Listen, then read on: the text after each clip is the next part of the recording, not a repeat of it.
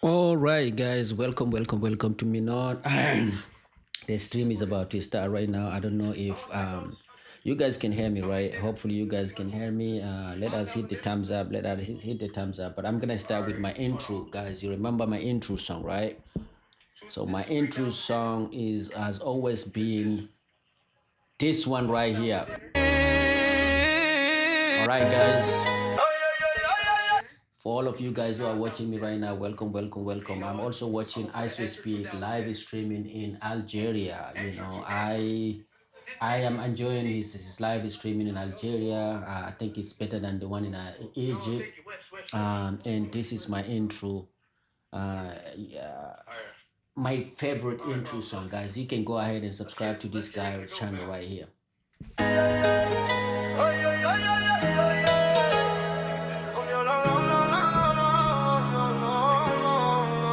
Hoy el sol me mira raro, pero yo no me detengo. Con los pies llenos de barro, a lo alto yo me elevo. No importa cuánto caiga, me levanto, yo no fallo. La vida me da pruebas y yo le doy batalla. El camino es duro, sí, pero nunca es el fin. Si tropiezo, vuelvo a mí. Siempre pa'lante, nunca para atrás. El mundo grita y yo voy más. Si la montaña no me deja pasar, yo la escalo. Siempre pa'lante, nunca para atrás. Aunque el suelo me quiera aplastar, mi corazón nunca deja de cantar. Yo no paro. Yo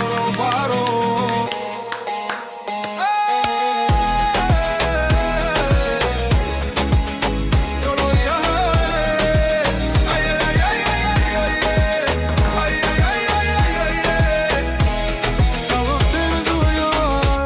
Sudor moja mi cara, pero no pierdo la calma. Cada paso un escalón que me lleva a mi visión. El camino es duro, sí, pero nunca es el fin. Si tropiezo, vuelvo a mí. Siempre pa'lante, nunca para atrás. El mundo grita y yo voy más. Si la montaña no me deja pasar, yo la escalo. Siempre pa'lante, nunca para atrás. Aunque el suelo me quiera aplastar, mi corazón nunca deja de cantar. Yo no paro. Yo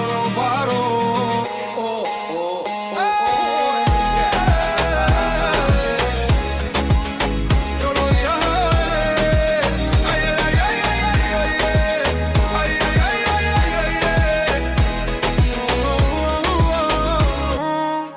El camino es duro, sí, pero nunca es el fin. Si tropiezo, vuelvo a mí. Siempre pa'lante, nunca para atrás. El mundo grita, yo voy más. Si la montaña no me deja pasar, yo le escalo. Siempre pa'lante, nunca para atrás. Aunque el suelo me quiera aplastar, mi corazón nunca deja de cantar. Yo no paro.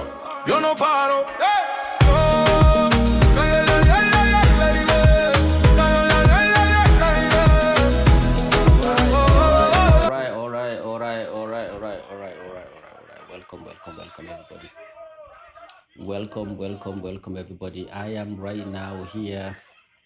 I am here with you guys watching IShowSpeed live streaming from Algeria. I think his stream in Algeria is actually crazy good. It's better than the stream he had. The one he had in what am I call his stream in Egypt was a little bit not that good.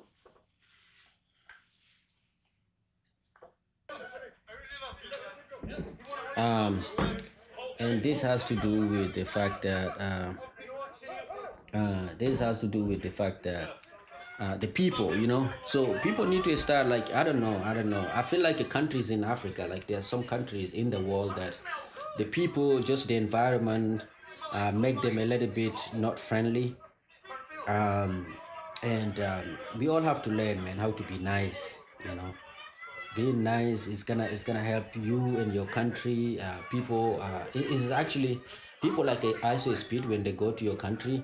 You know, it's also a source of you can take it as a promotion. He's promoting your country to the whole. It's good for tourism, right? It's good for tourism. You have ISO Speed coming to you, who's like a big streamer, and in you know in just a single stream, he can have like 80,000 people watching his stream live, and most of these people are young. That means if they like the vibe of the energy, if they see the energy, the vibe, the people, um, in any country, if they vibe with you, they're gonna come, and you know they're gonna come and visit the country. So everybody need to just be nice. I know that it's not easy to be nice, but um, it is. You have to try. You have to try. So Algeria for me so far, Algeria for me so far is better than the vibe, the people, the culture is better than Egypt. And I used to live in Egypt, and I know that Egyptians are nice people, but just that in Egypt is you know the thing the stream was a little bit intense, you know what I mean? And also in Egypt they have a lot of rules and regulation, and I also know that a part of it has to do with uh, the political climate of the region. You know, Egypt is very close to you know Israel and Palestine, and they're very what am I saying? Their government, I think the military guy who's leading the country is you know he's very worried. He's very alert when it comes to the Westerner coming to his country. So the streamer, they see them as like you know part of extension of American government. So there will be there will be a lot of restriction, right? You shouldn't shoot here, you shouldn't film here, and all of that nonsense. So that's um, but Algeria, W to Algerian people in Algeria, W to Algerian people in Algeria, man, and W to ISO Speed for showing Africa the way it's supposed to be. It's supposed to be shown. You know, even me as an African who live in the I've been living in the Western world for the last 20 some years. I was surprised, man, especially with the country like Ethiopia. I think like we need to Addis, what is it? Abiy Ahmed need to be congratulated. Abiy Ahmed, who's the Prime Minister of Ethiopia, he did a wonderful job, transformed Addis Ababa, the capital of Ethiopia, is no longer what it used to be. It's just a fresh, you know, very fresh, clean, and very modern. And so the government, you know, the government of Ethiopia need to be celebrated, right? Also Kenya. I think my best stream so far, my best ISO speed so far is going to be the stream he had in I think Kenya and Ethiopia. Those are the two best stream, Kenya and Ethiopia. I don't know. I like what he did there. I like what ISO speed did in those two countries. But yeah. How many people are watching actually? I feel like there's just one person. I'm just talking to myself. But if you're out there looking, if you're out there, please say something. Uh, let me know what you like about ISO Speed.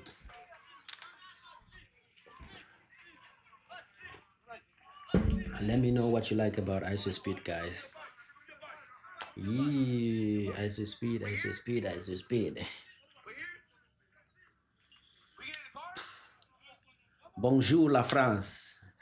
Let me show you this. This is what I'm watching, guys.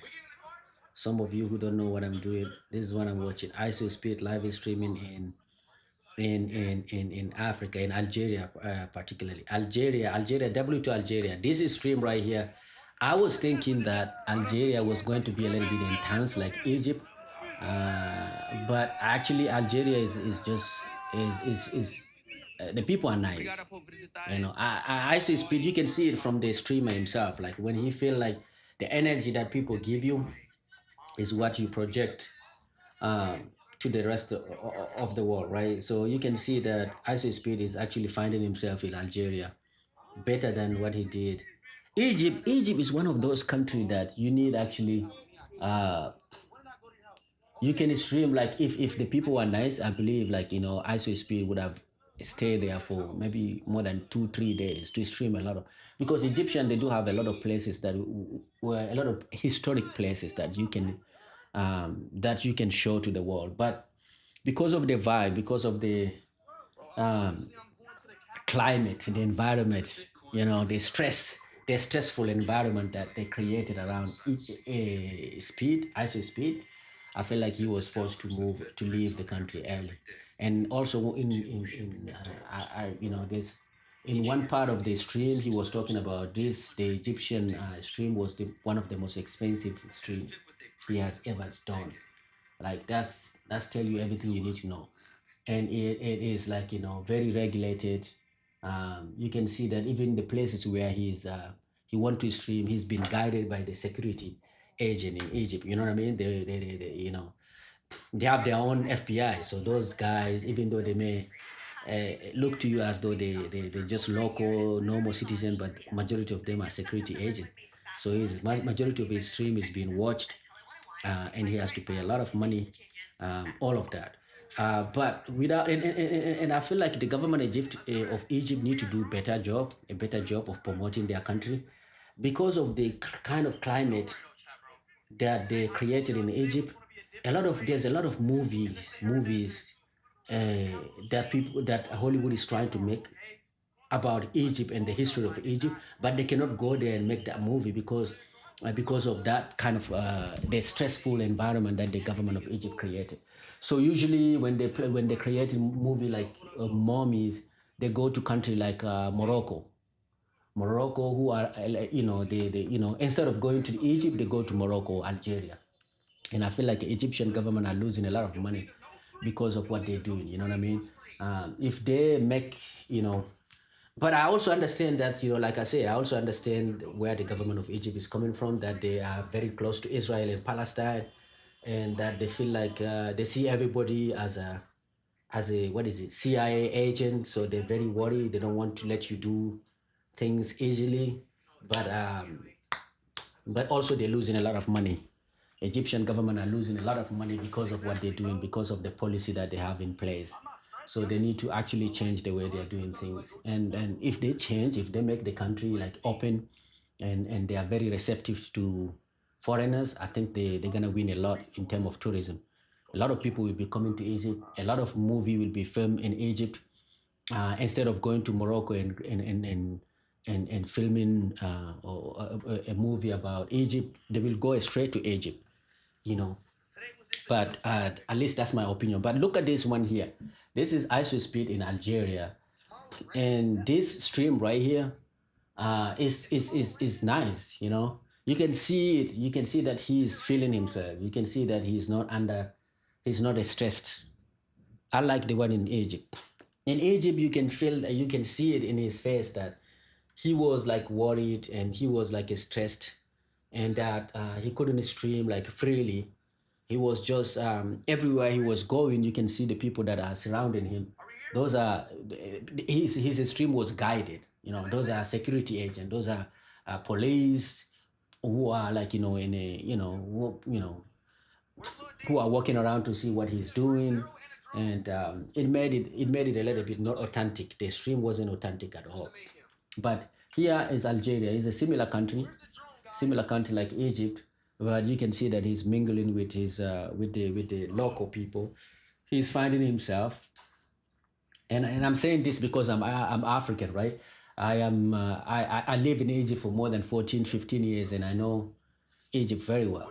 I know Egypt very well, and I still think that the Egyptians are giving bad reputation to you know what I mean, to the rest of the world. Many people are complaining when they go to Egypt. So I think the government of Egypt need to work on that. They need to work on promoting their country. They need to be nice to foreigners. I mean, these tourist people, they bring money to your country, right? So because of that, you need to be nice.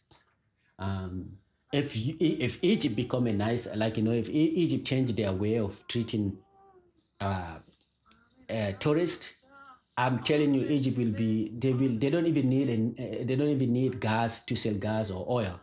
Just their history alone is enough for them. A lot of people will be visiting Egypt, right? A lot of people will be visiting Egypt. But like I say, it's up to Egyptian people and the Egyptian government to see what is it that they want from their country. But I like this stream really.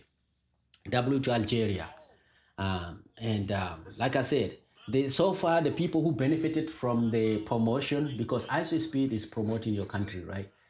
And I feel like the African country that benefited from it is like, Ethiopia is the number one. Ethiopia, their government is trying to, is trying to promote their country, and they use IShowSpeed stream to do that very well. And Kenya and South Africa. So that's that. Um, for me as African, I'm from originally from Cameroon, right? I can tell you that also Cameroonian also have this attitude, right? We Cameroonian also, we need to do better. We need to do better. Like when people Cameroonian, I feel like we have a similar attitude. Cameroonian personnel is similar to Egyptian personnel, right? So we need to be a little bit relaxed. You know what I mean? Um, you don't want to give the impression to the rest of the world that you are not a fun person to be around. That's what I'm trying to say. You want to give impression to the rest of the world that you are a welcoming person, you are a nice person, and um, your country is your country's people are just fun people. They're just welcoming people, and everybody is welcome. You know what I mean? And this way you can win a lot, and that's what Egypt is lacking. I feel like Egypt is lagging behind, and also Cameroon need to do better. Um, uh, you need to be like, Kenyan. Kenyans are nice people, and you see Kenyans are winning in East Africa. The reason why Kenyans are winning is because of the way they treat the foreigners. Um, you know, the people the tourists who come to your country, they take with them all the interaction with your local. They take with them home, and that's how that's the promotion. Once they go home, they're gonna let their people know whether this is the place that you want to go or no. And I feel like, if you treat them very well, they will go to their back to their country, and they will let their people know that this is a place that we need to that you can visit. You know what I mean? And Kenya is doing wonderful job when it comes to that. Kenya, Tanzania is a wonderful country, and they are very receptive. And you can see that a lot of Russian are moving to Tanzania, right? A lot of Russian, a lot of some German are moving to Tanzania. A lot of people from UK moving to Kenya uh, because of the people. Because Ugandan are one of the nicest people in Africa, and you can see a lot of foreigners, not just moving, going there for tourism, but they're going there, they move into their country, they move into country to live there forever. That's because the people are nice to be around. And every country in the world where the people are nice to be, where the people are known to be nice, that country will flourish. There will be a lot of investment because a lot of people will be moving there. um, yeah. I have this impression of Algeria. I never been to Algeria, but my impression of Algerian is coming from the football match, because they have this fan base that is very crazy. So I was thinking that the IShowSpeed stream in Algeria uh, would be intense as well, but it's different. His stream here, he's relaxed, he's nice, his interaction with the local was actually fantastic. The local were nice, they're very receptive. So Algeria is one of those countries that I will visit. I'm intending to visit. You know. Also, guys, you know that Algeria is the largest country in terms of like area. Land-wise, they're the largest country in Africa, and I think they're the 10 largest country in the world, the whole world, size-wise.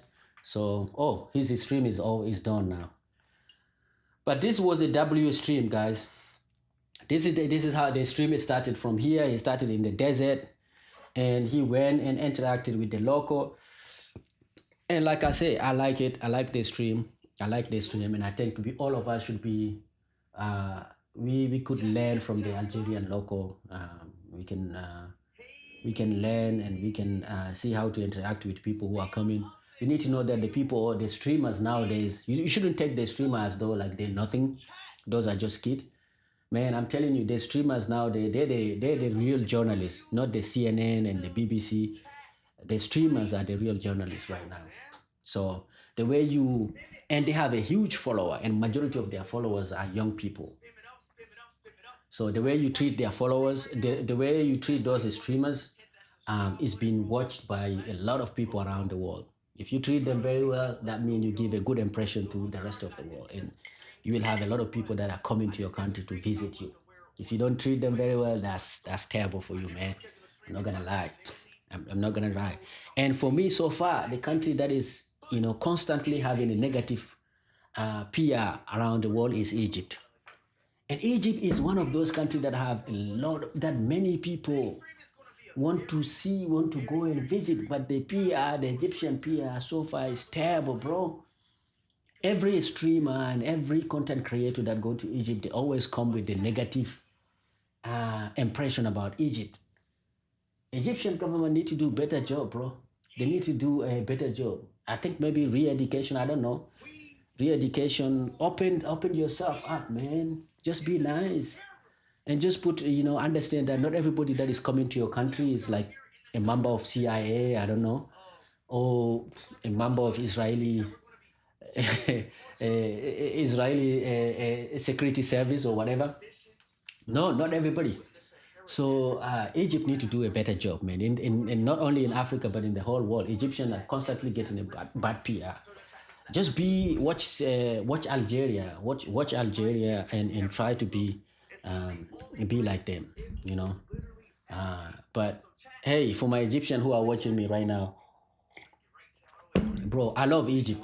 I went to school in Egypt, right? I went to school in Egypt. I live in Egypt, right? I spent 14 years in Egypt, so I love Egypt, and I know that the local people usually when you live with them, I mean Egyptians are nice people, right? You just have just few people, and the government and that are making things a little bit um, terrible for the rest of the country. But Egyptian naturally, they're nice, especially and for people who are out there who are here who are wanting to go to Egypt but are scared.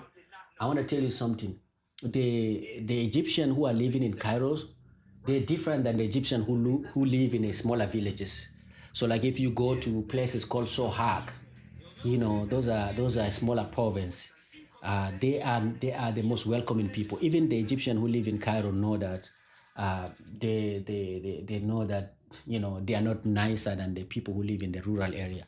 So you may want to go to when you go to Cairo, you may want to go to visit the smaller cities, the smaller province. This is where you find nice people. But the people in Cairo, they're just like people in New York, right? Here in the state, everybody knows that New Yorkers are not nice people, and this is because they live in those big cities, and everybody's looking to eat. Everybody is just a stress trying to pay their bills, and they will do whatever it takes to make that money. And that's what Egyptians who live in Cairo do. They live in Cairo, and it's a stressful environment. I think Cairo has a similar population or even larger population than New York. Uh, so this is where you find bad reputation.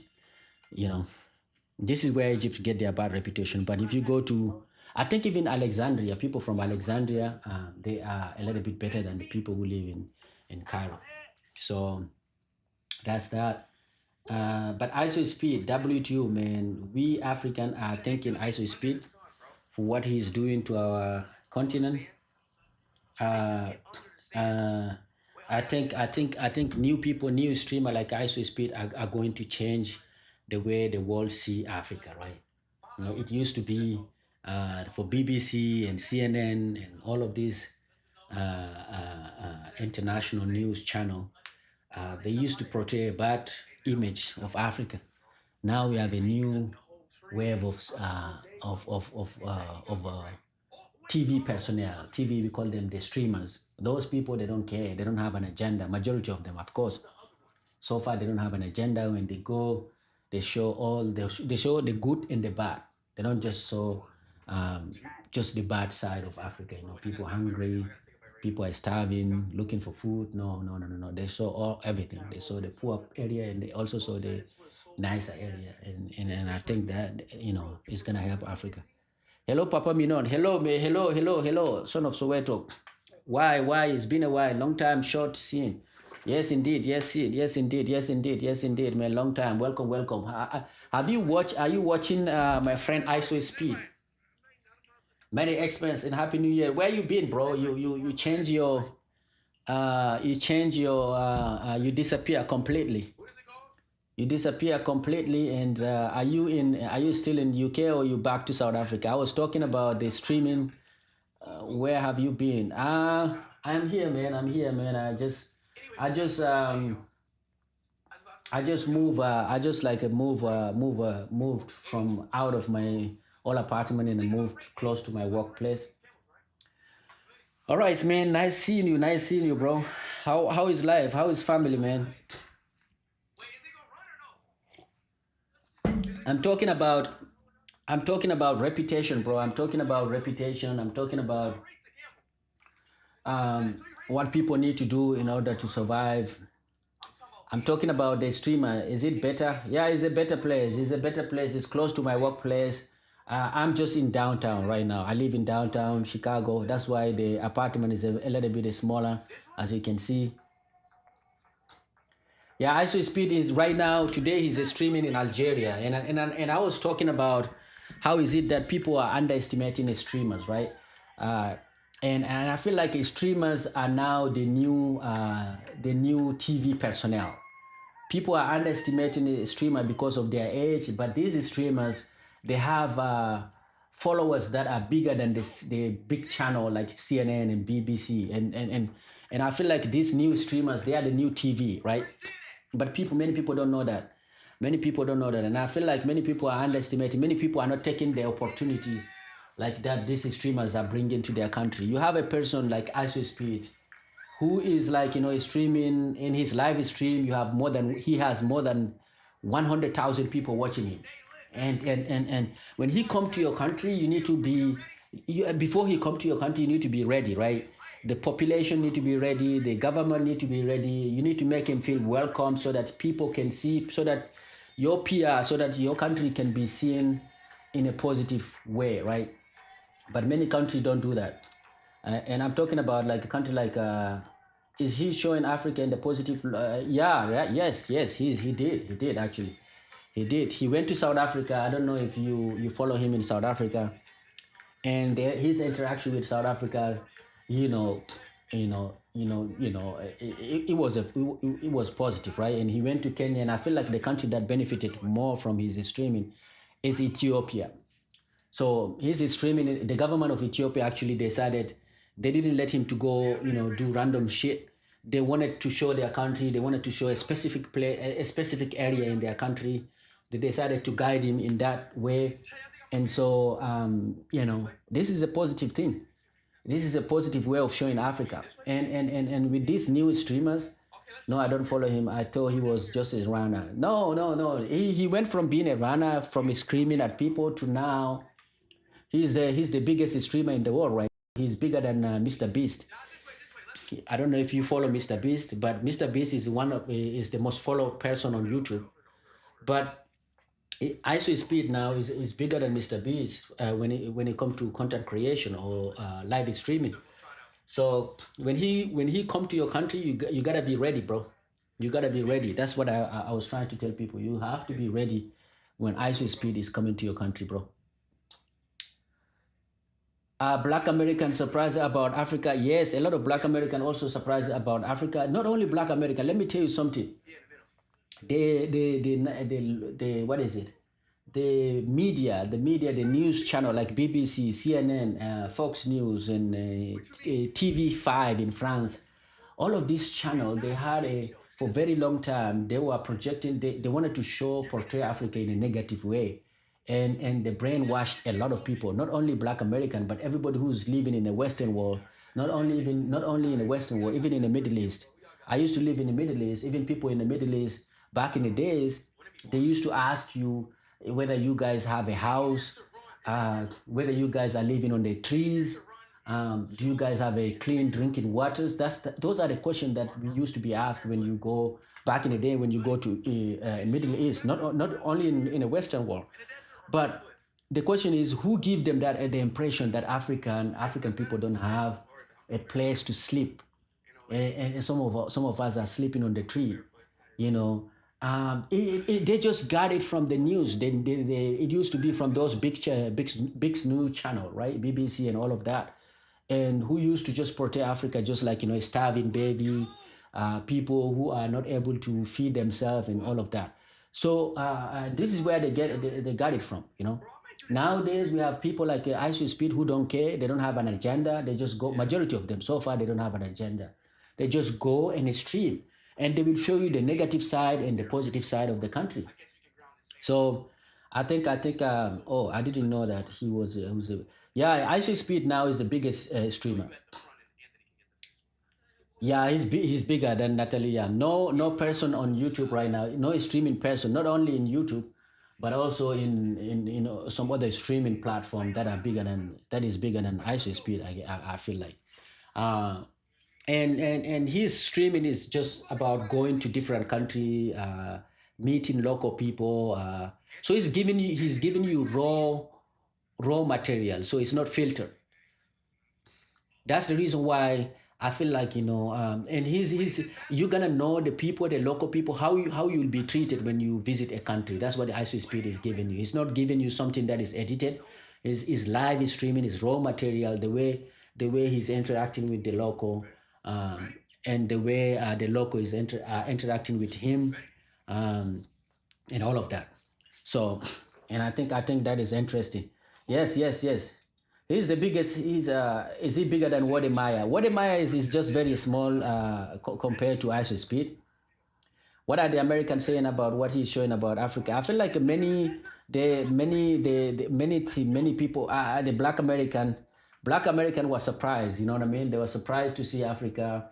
Some of them, I see a lot of videos online, circulating online on TikTok, on Instagram, that people, African American, reacting to, we didn't know that Africa have skyscrapers. We didn't know that Africa have this is very well developed. Some part of Africa are very well developed.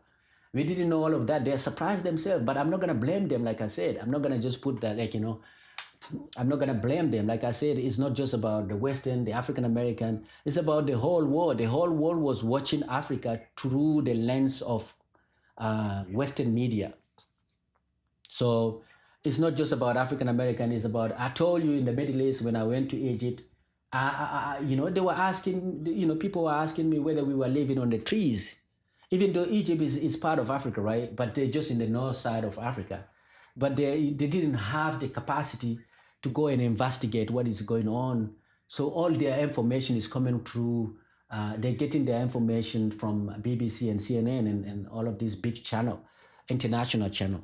And those big international channel, they like I said, they just have an agenda, and they were propagating those agenda to the rest of the world, and that's what was happening. But in truth, Africa is a bit rural. Yeah, this is all country around the world. Do you know that majority of country, the rural area in all country around the world is bigger than the urban area? This is just like here in the state. In the United States, there are certain area that when you get out of the big cities, before you get to another city, it's just rural. It's rural local people. It's just similar. But a country, even in China, the biggest part, China, which has like more population than any other country except India, they have rural area. They have even within the big city, they have what is it? They have a ghetto area. Area that are not very well developed. So it's all over the world. But ours, I feel like ours. But when it comes to Africa, people exaggerate. You know what I mean? People exaggerate, and that's what was killing Africa. They just need to show They just need to be like the streamers like IShowSpeed who go there. His live is streaming is raw. He's gonna show you the good and the bad side of Africa. So you're gonna see it, live. You're gonna know what you're expecting. And you can the live stream of IShowSpeed is close to reality than what we've been shown by the international media. At least that's what I think. Hey, when he went to South Africa, he went to the what is it? What do you call the ghetto area? He went to the ghetto area of South Africa of Johannesburg. Was it in Johannesburg and in South Africa? I forgot the name of it. Remind me the name of your ghetto areas. I forgot it. I forgot about it. But he went there and he showcased uh, Soweto. Yeah. Okay, he went to the Soweto. He went inside the houses. So that means he's not just showing the positive side of South Africa. He's showing everything. Um, and it's just not. And the urbanized the big city of South Africa is kind of like better than some area here in the Western world, right? Like if you saw Cape Town, Johannesburg, the urbanized South Africa is better than majority of developed nation. Majority of city in the developed nation. And for me, like the Cape Town, for me, like I think it's better than Florida, Miami. You know, but this is my take on the whole thing. But I got surprised. Algeria is actually surprised me. You know what I'm talking about, right? Son of Soweto. As African, we always my impression, my knowledge of Algerian people is just through like football matches, and I know Algerian people are very Algerian fan. They're very rough. They're fighters. When it come to you always see them in the stadium. They're fighting. What is the chant? 1, 2, 3, vive l'Algérie, and they too are vive l'Algérie. So I was expecting the Algerian stream to be rough. You know what I mean? I was expecting people to be tough, but they were the nicest people compared to Egypt.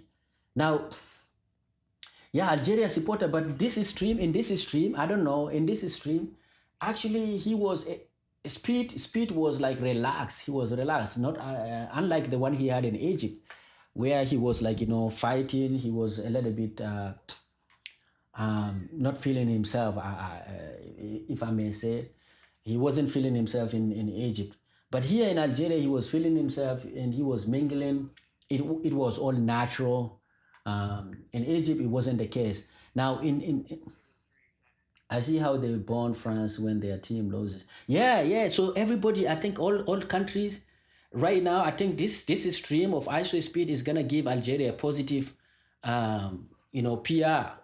So the whole country is gonna get a lot of tourists going there because of that. Because people now will be able to distinguish between the Algerian fan, football supporters, and the Algerian local. Unlike Egypt, their fan when they play football, you don't hear anything about Egypt, right? Their fan are nice during their matches. Their fan are nice, but uh, but the countries when you go to the country, it's not nice. So Egypt, the fans are nice. People don't know what it is, but when every content creator who go to Egypt, they always come back with that. I will never go back to Egypt. That's the way it is. Yes, yes, yes. Egyptian local. I'm not saying any all Egyptian. Like I said, I live in Egypt for 14 years, and I think Egypt, like for me, after Cameroon, the second country that I live the longest in my life is Egypt.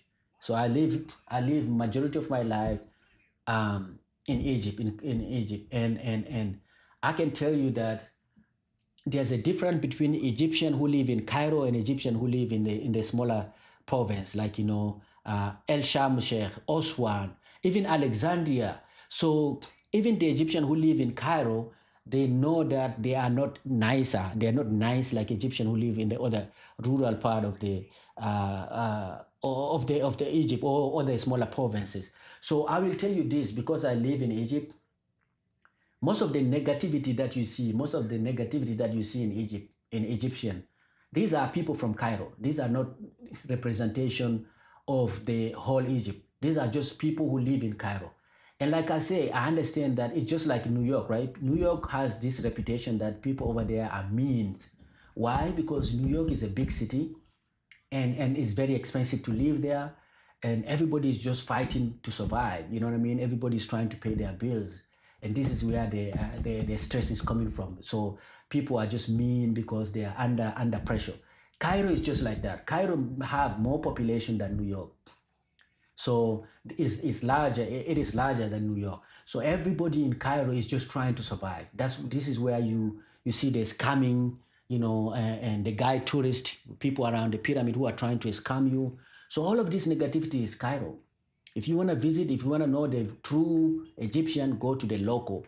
Go to Nubia, go to El Sharm el-Sheikh, go to Sohag. The city that I like the most is Sohag. People, the local over there, they're nice, wonderful people.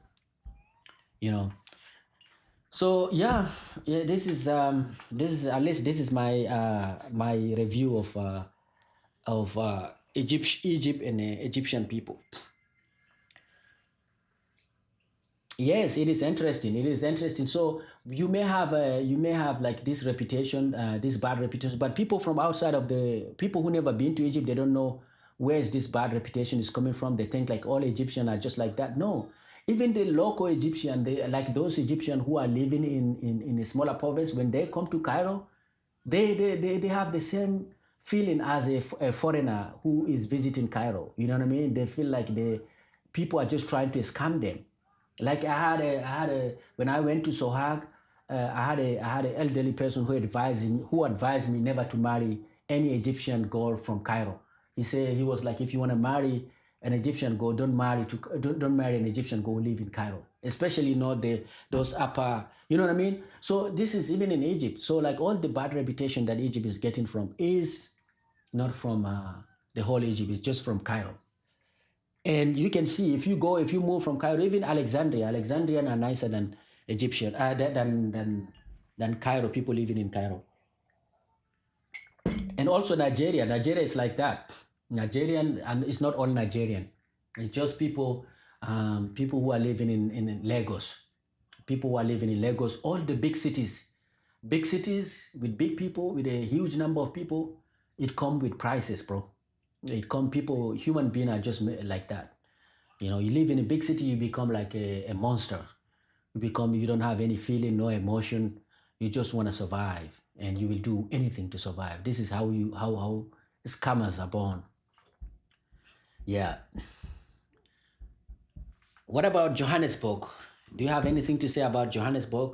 You see, look at Johannesburg. So if you have a big city in a country, either that city people become like just terrible to be around, or the people become like the crime.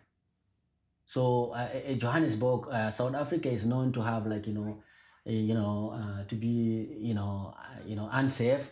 And if you look deep, it's gonna come like from big city like Johannesburg, just like Chicago. Chicago has this reputation of being unsafe, but it's just because it is a big city, right? Yeah. So it's just like that. So in Egypt, instead of they have crime, but they also have people who are trying to survive. People who are trying to survive the pressure. The rent is so expensive. There's not a lot of opportunity, and so people will do anything. And so this is because they're trying to survive. When they see you as a tourist, they think because you don't know the tricks, you don't know how to, you're new here, they try to scam you, right? They try to get anything from you.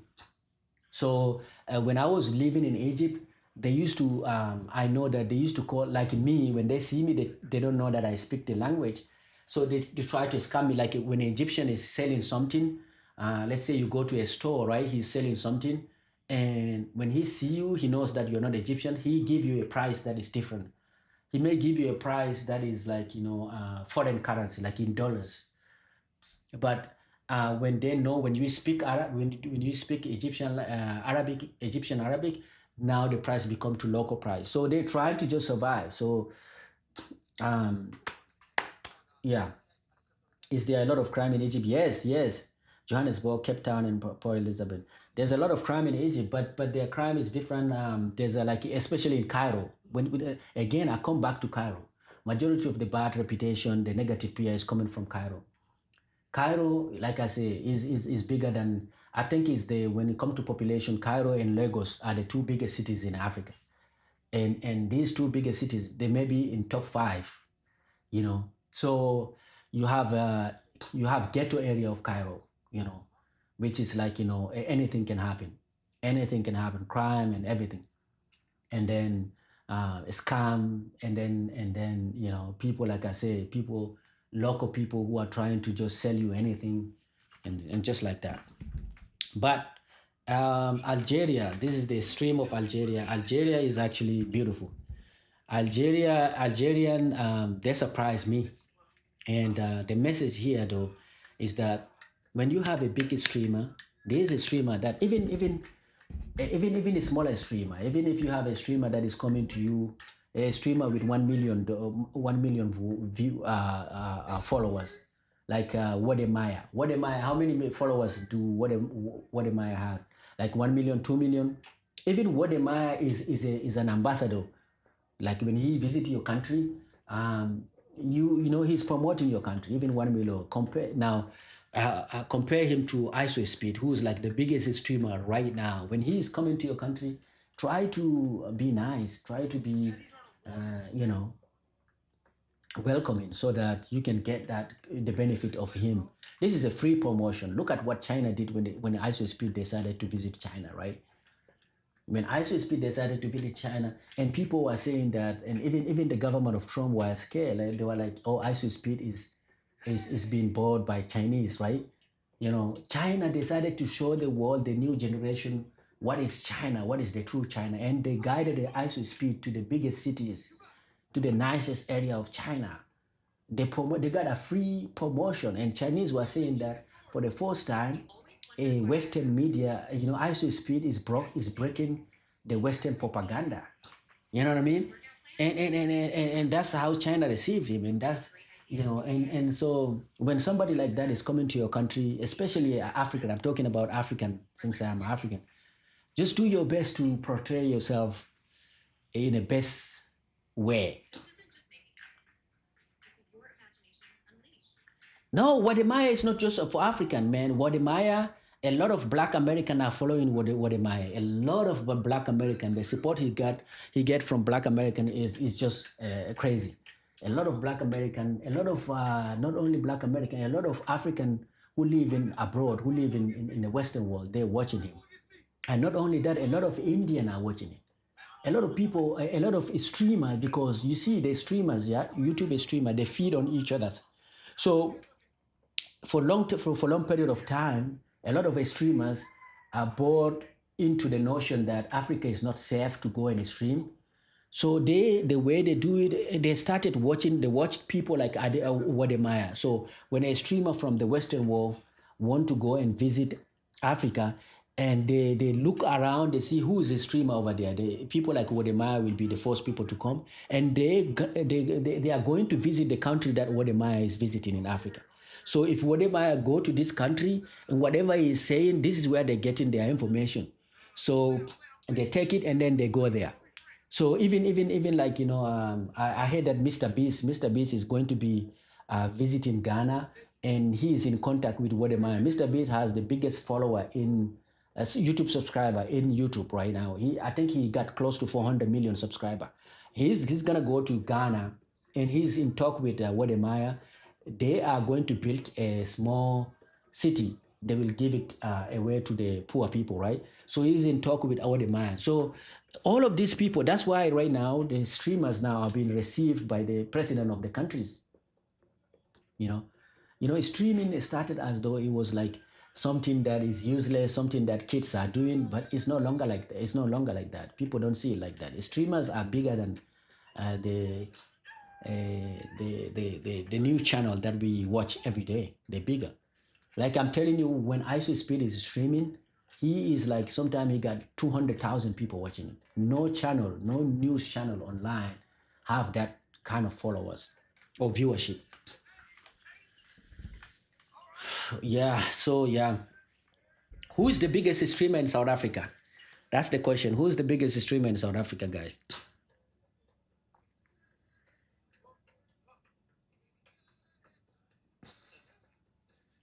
Who's the biggest streamer in South Africa? And I also like that. Oh, Mac G. Okay, Mac G. All right. These are the people that like do. I believe I know for sure. IShowSpeed has a he has a big team. He's a big streamer, so he has a big team that do research before they go to any country. And the first thing, this his team, what they do is they look for those streamers in the local area, and they contact them in the local area, and those are the people who guide them, who guide their stream, right? So that's how it works. Yeah, so you have to understand also, guys. This is what people need to understand, right? This is what you need to understand in the world of streaming. In the world of streaming, you have to do, like the people, your audience, in order to capture the attention of viewers, you have to go to the extreme. ISO speed, like he started with what? Screaming, jumping, yelling, cursing, and doing some crazy things to grab the attention of the people that, otherwise the algorithm is just gonna is gonna pass you. So they do this to grab attention, Once they got your attention, now they can do whatever it is that they want. You can see the reason why there's a lot of people who are, a lot of intellect people, doctors, engineer, who want to be a streamer, who want to have the influence of ISO speed. They are not having that influence, they're not having that impact because they're not able to grab the attention of the viewers.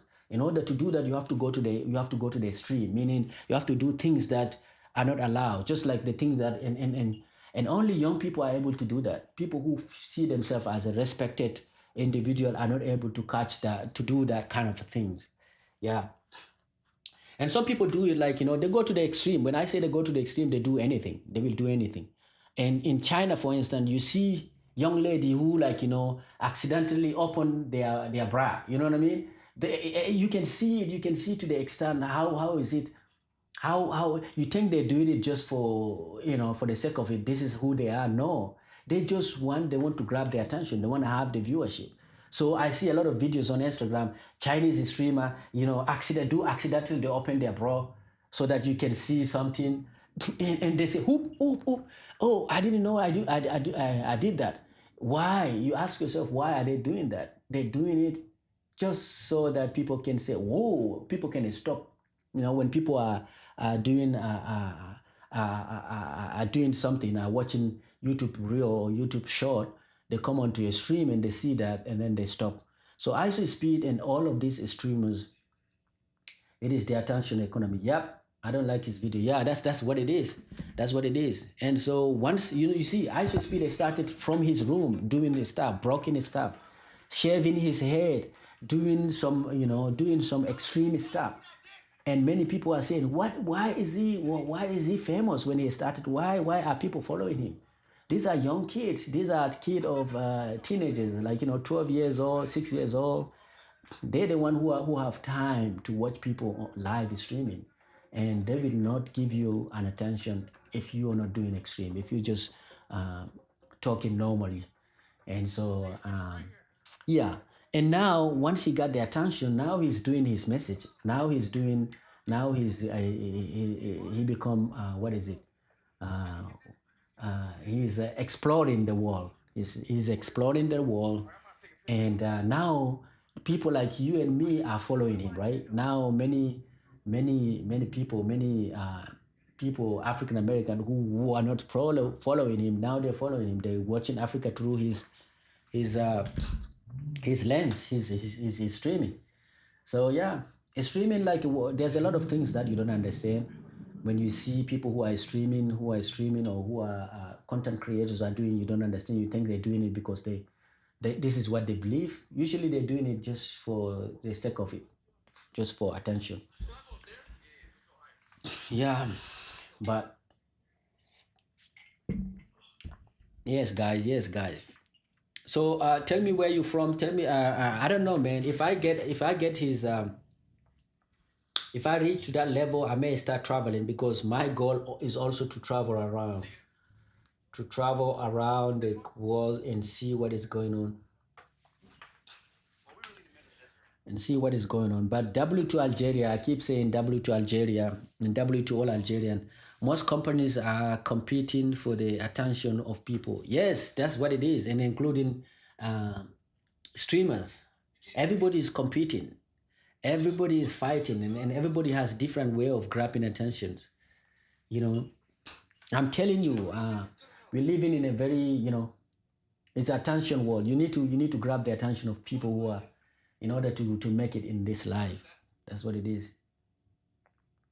Do I want to be ISO slow? No, no, no. I want to be just the AI doctors. That's what I'm trying to achieve.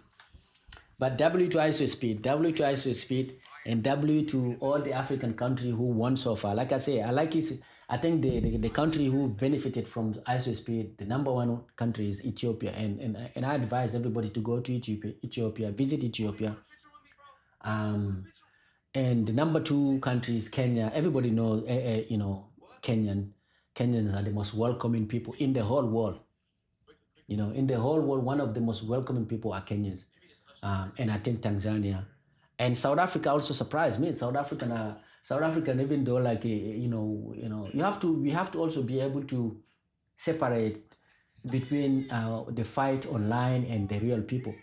I seen a lot of videos of African American who are surprised. A lot of African American, you see them fighting with South African online about just about anything, but some of them were crying. I see some videos of African American on TikTok who are crying. They say they never knew that South African are so nice.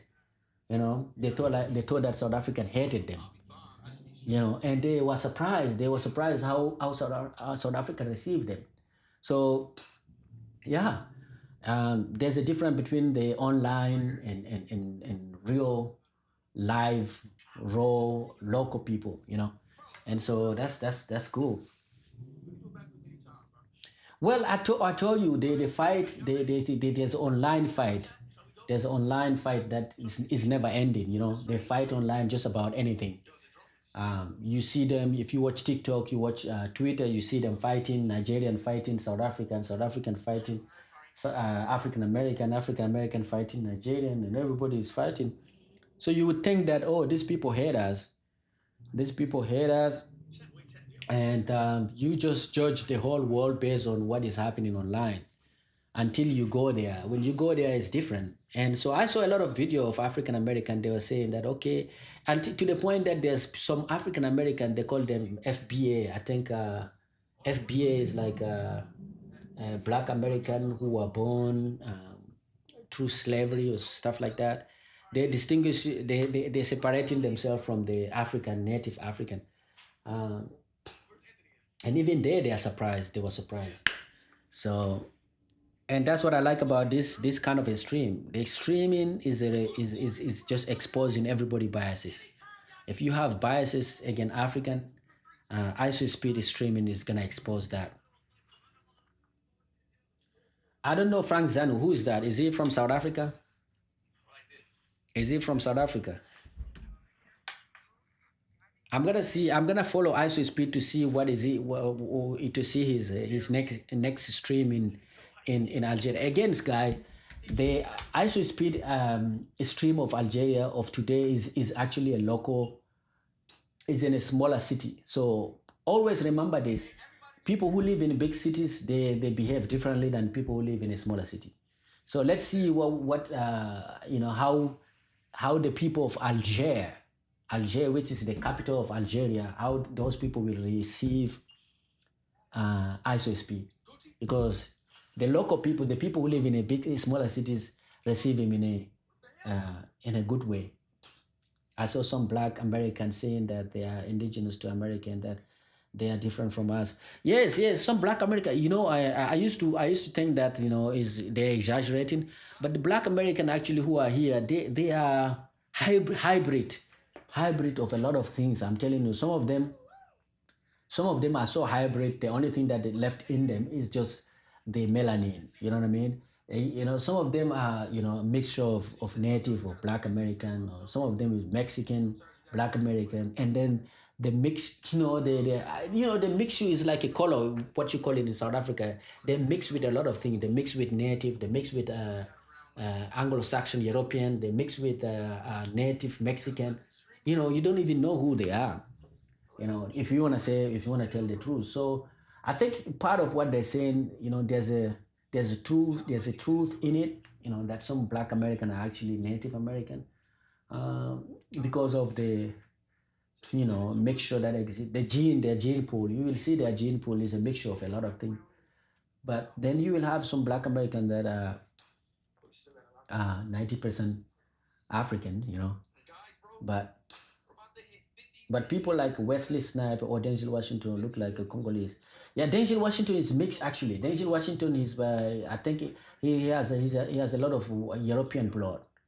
But Wesley Snipes, yeah, it's different. Wesley Snipes is different. Even if he has like some European, it's gonna be very minute European DNA. But people, Denzel Washington, I know for sure, he's a let me see, Denzel Washington.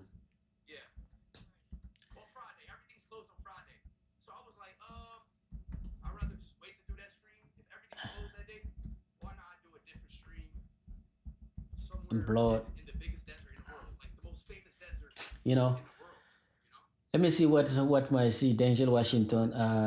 There's no reliable evidence of European ancestry, especially documented for Denzel Washington. Public verifiable sources focus on his parent African roots in Georgia and Virginia and do not provide a substantial genealogy. Like, yeah, so the Google search is saying that there's no evidence that that Denzel Washington is actually a mixed person, or actually he has a European blood in him. But he's a person who was born in Georgia and Virginia, so his parents are coming from that area. So I do believe that Denzel Washington has something in it. Yeah. But W to my friend IShowSpeed, man. Uh, Listen, Algeria. My parents, my tribe. We come from the area where IShowSpeed is streaming today. Um, you can see our ancestors used to live in that area before we move deep into Central Africa or West Africa. So W to Algerian. Look at these are Tuareg.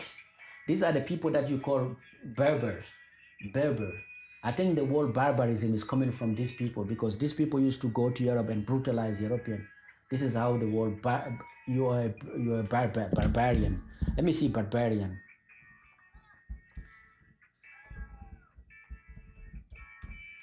Barbarism.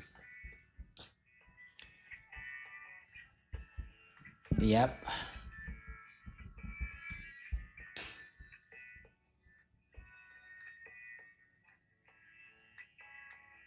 Barbaros. Used from Greek speakers as long as select subjective. Yep. Anyone who want to visit Africa, I'm gonna tell you. I think right now, if you want to visit Africa, the nicest countries in Africa right now. If you want to see, uh, if you want to go and see, beautiful safaris and animal and all of that, Tanzania, Kenya, South Africa. But I think Namibia is one of those countries that you need to go there, even though Namibia is a very small country. Well, Namibia is nice. If you want to visit Big Sahara, I think so far Algeria and Morocco, and also Mauritania. Libya is not that safe. Libya is not that safe. Egypt has a lot of history, but the people and the government is making it difficult for your experience in. It's not gonna be cool. It's not going to be a cool experience. That's what I'm trying to say, and that's what the ISO speed stream is showing us. Yeah, buddy.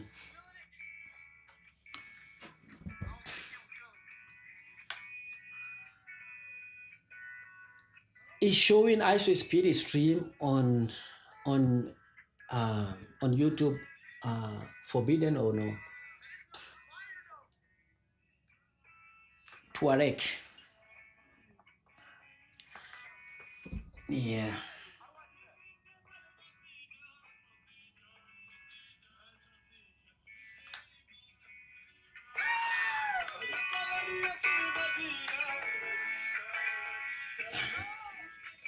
IShowSpeed is enjoying himself in the Sahara Desert of Algeria. Sahara Desert of Algeria.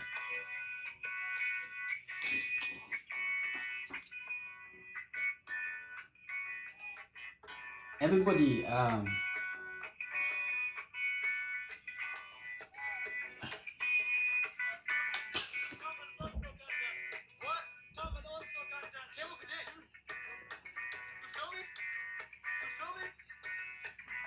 yeah, Algeria is cool. Algeria is cool. Algerian people are cool. They surprise me. Everybody who's Algeria is supposed to be proud of themselves. And the people of Algeria, you see, you need to reciprocate. You need to make sure you behave the same way as the people in the local or in the smaller city reacted to IShowSpeed. You know, you don't need to destroy the reputation of Algeria. This is a good promotion. This is a good promotion. This is a good promotion for everybody who want to come and visit Algeria. This one right here is a good thing for Algeria.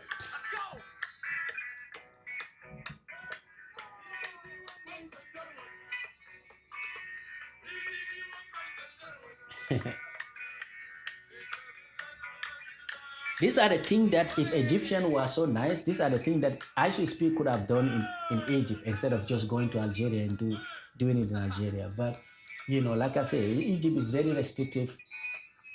The security, you know, everything is like, you know, is planned. No spontaneity. But look at here. This is beautiful, bro. W to Algeria. That's what I'm saying. Un, deux, trois. Viva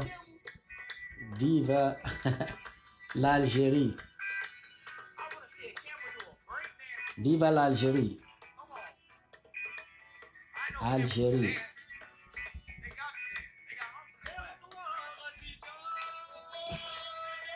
One, two, three. Vive l'Algérie. Vive l'Algérie. Is that Viva or Vive?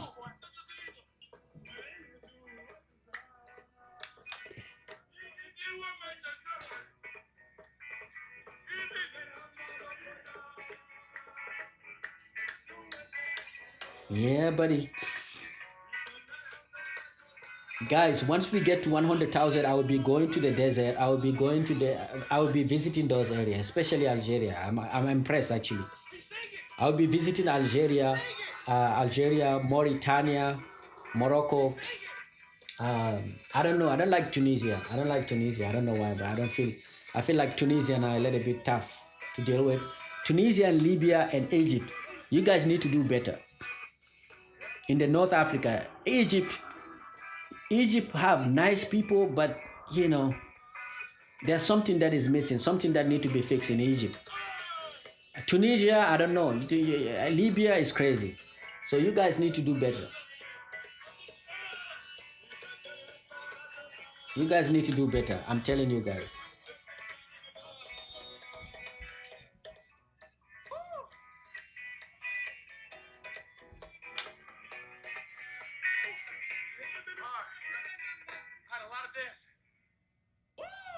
Why call ended?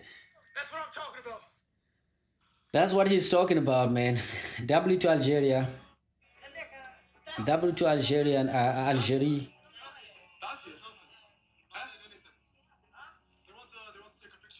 Also, there's another thing that people need to know. The North African region is the first place where you have mixture, where you have people, hybrid people, mixture of different races. Like, people think of Latin America, like Brazil, Dominican Republic, all those countries as the first area where you have hybrid of people.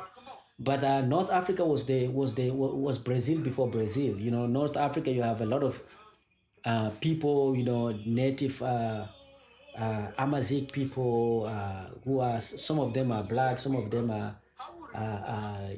light skin, some of them, and you have European, you have Arab, nomadic Arab, and these people are mixing. You know what I mean? They're mixing, forming people, a group of people, you don't know who they are, you don't even know, they just hybrid. So native Africa was there before, North Africa was the mixture before even Brazil and all of these Latin American countries.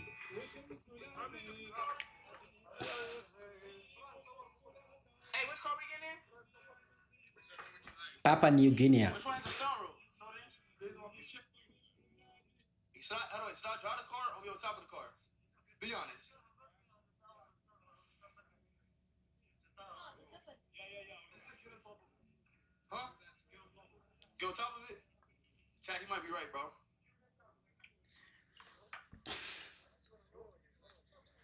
Yeah, I saw. Oh, what is it? Son of Soweto, you still there or you gone? You going to your wife? Yeah, buddy.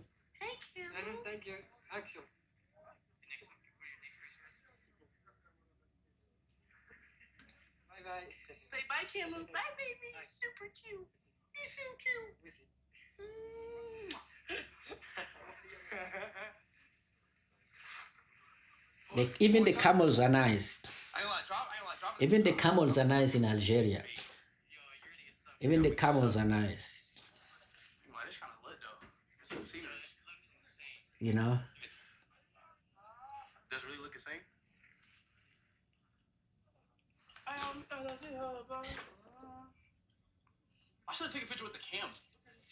You want to take the pictures with the camel? IShowSpeed want to take the pictures with the camel?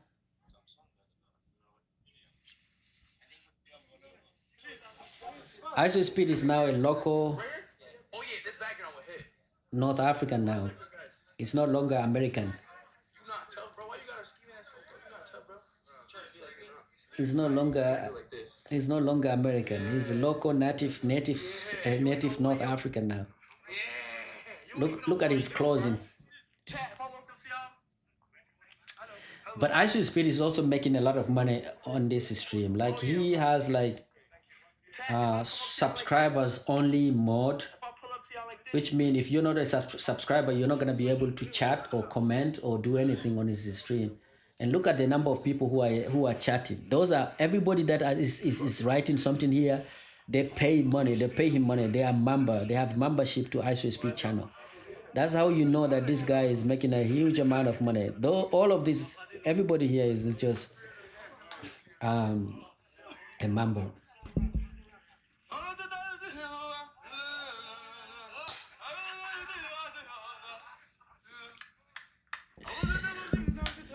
Boom, boom, boom, boom, boom.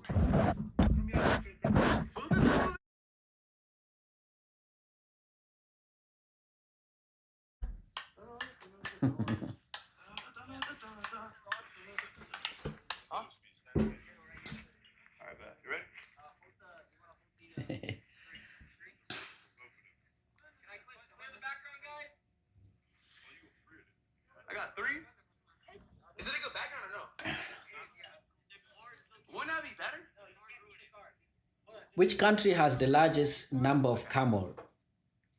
Is it many people are saying that Somalia got the largest number of camel. I don't know. Let me see. Which country?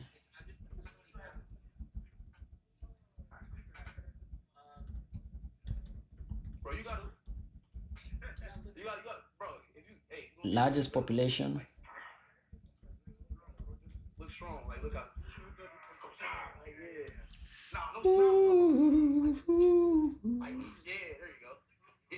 According to the recent estimate, Chad top global camel count with around 11 million camel ahead of Somalia. Ooh.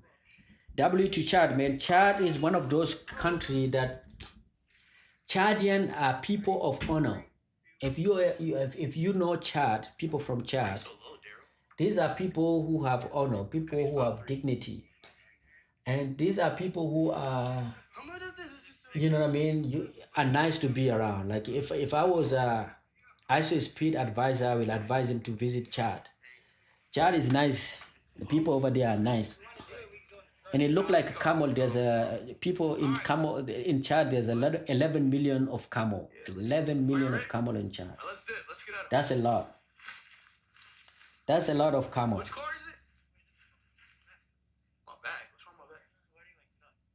I may go back to Africa and decided and become a nomadic, uh, you know, camel cattle owner or something.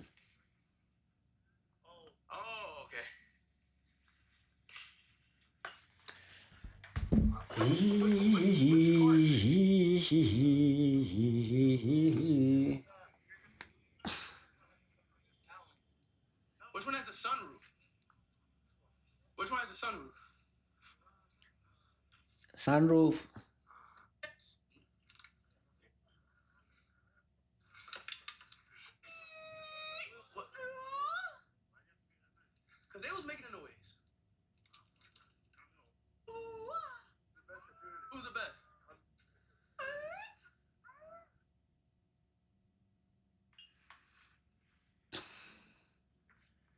Yeah, man.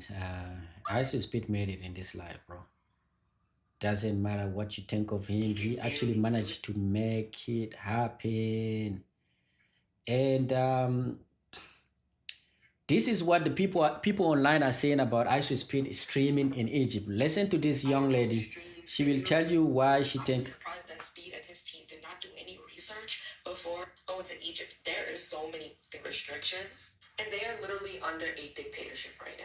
They have been depressed, they have been suppressed, and even the part when Speed was showing, This is what I was telling you guys, that the reason why Egypt stream IShowSpeed stream in Egypt was a little bit not fun is because of the, you see, I already said that. Look, listen to what she said. Because of the restriction, she actually said that they are right now under a dictatorship or whatever.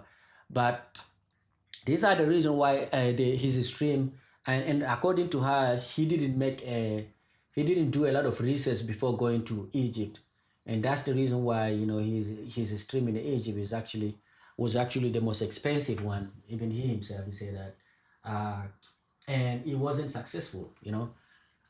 But listen to this. Something was off, the energy was not there, and then him eventually saying that, he can barely do his IRL streams, and the love that he was getting from Ethiopia, it just wasn't the same in Egypt, and we can obviously see that through the fucking stream. And then on top of that, he had to pay so much fucking money to even allow him to film or some shit like that.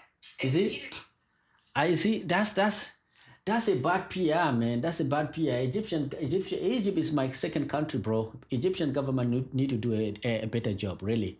All of this notion, some money is not even a good money. Like if you have a big streamer like this, some people will pay for promotion for a big streamer like this to come and promote their country, especially if your economy depend on tourism.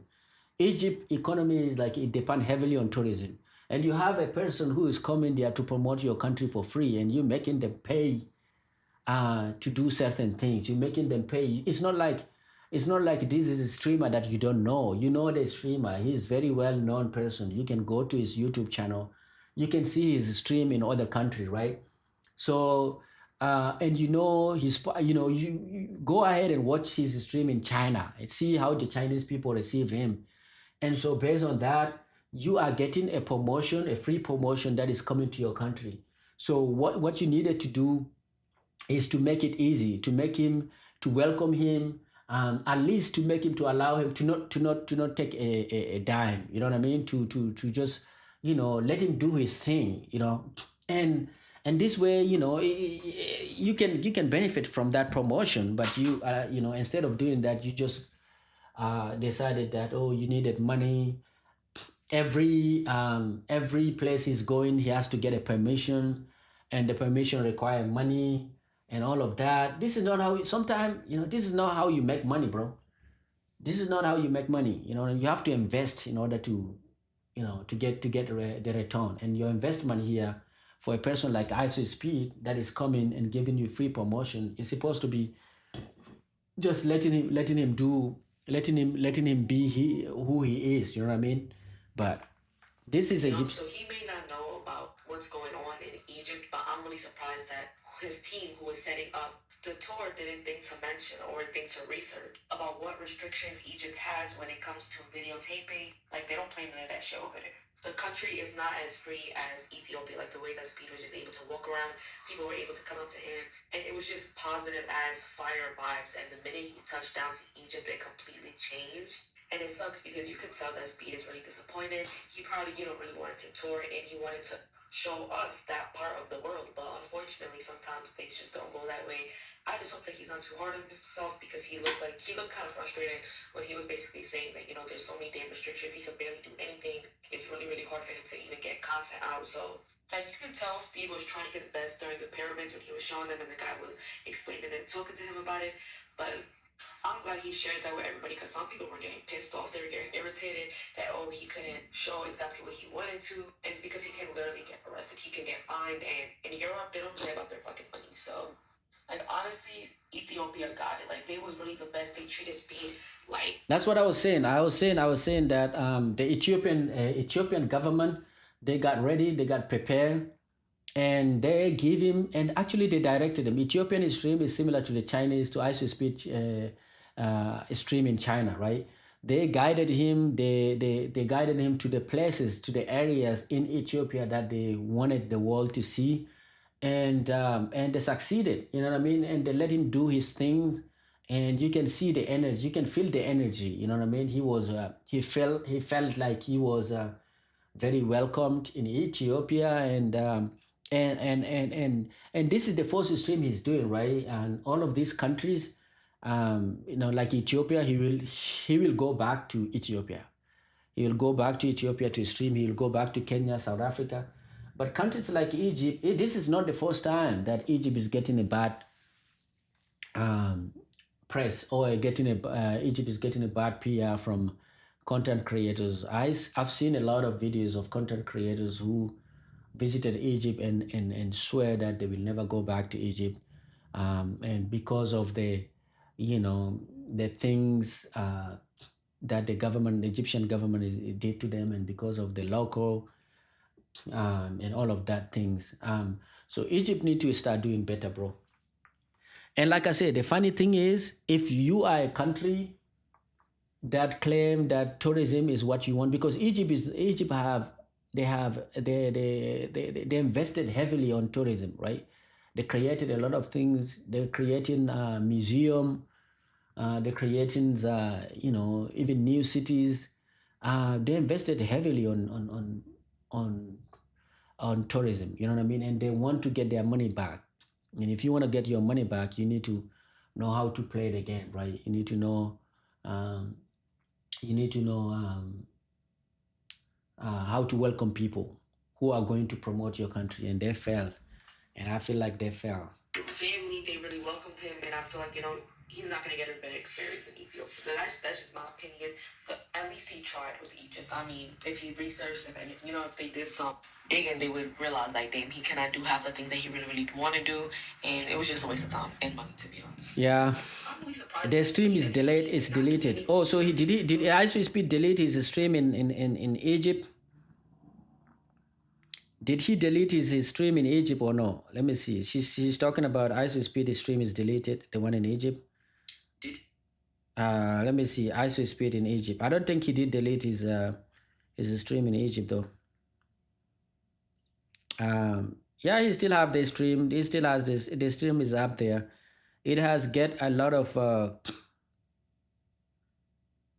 Listen, people have already.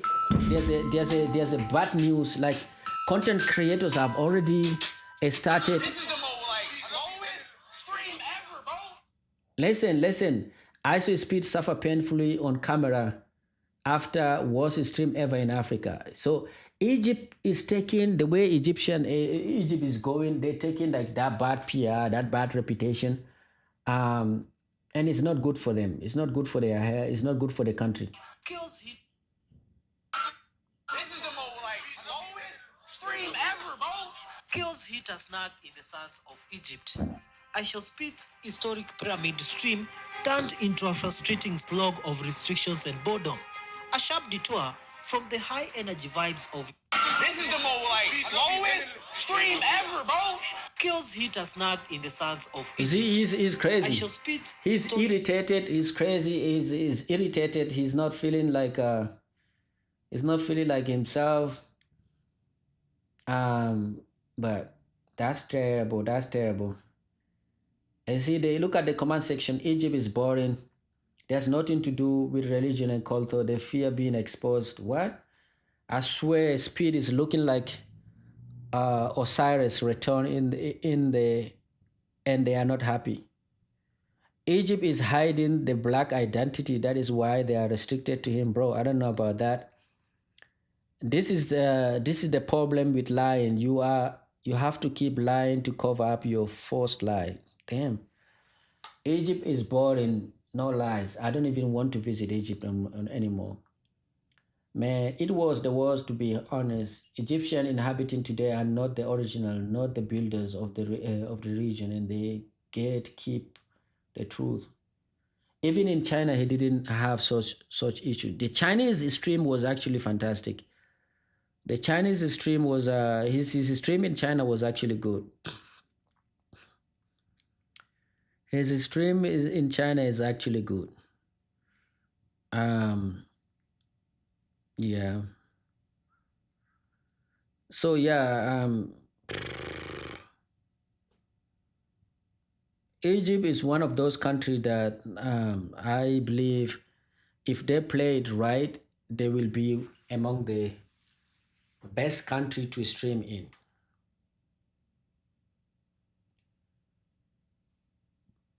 Best country to stream in. Oh, this is okay. Thank you for the like, guys. Thank you for the likes. Thank you for the likes. I really appreciate every support I'm getting from you guys.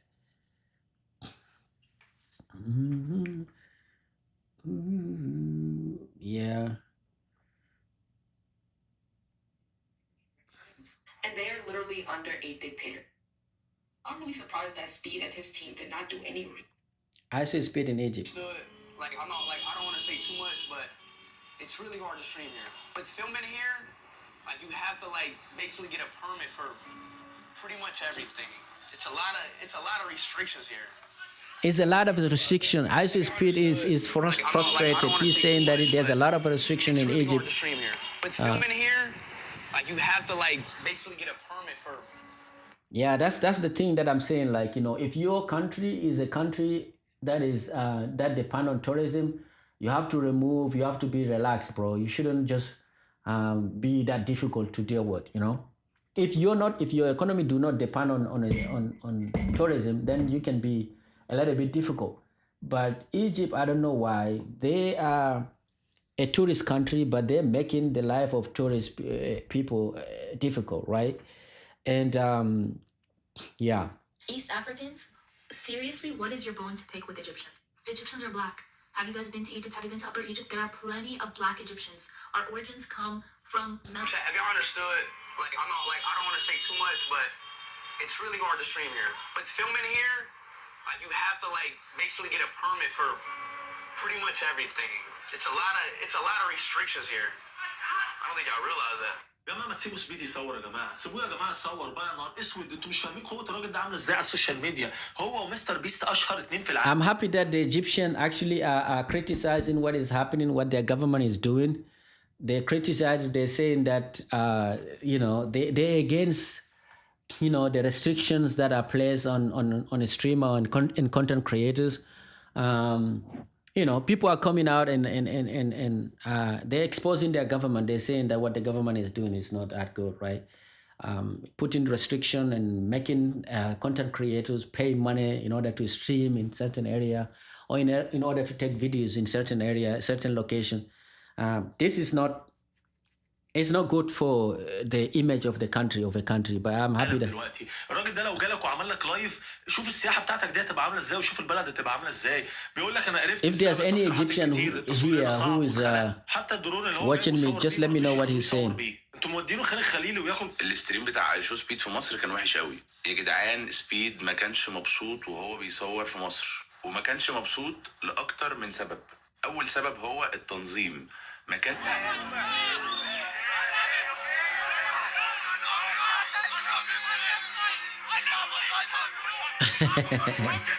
The Egypt is filled with Arabs. It's not African anymore. Oh shit! IShowSpeed wasn't. He was.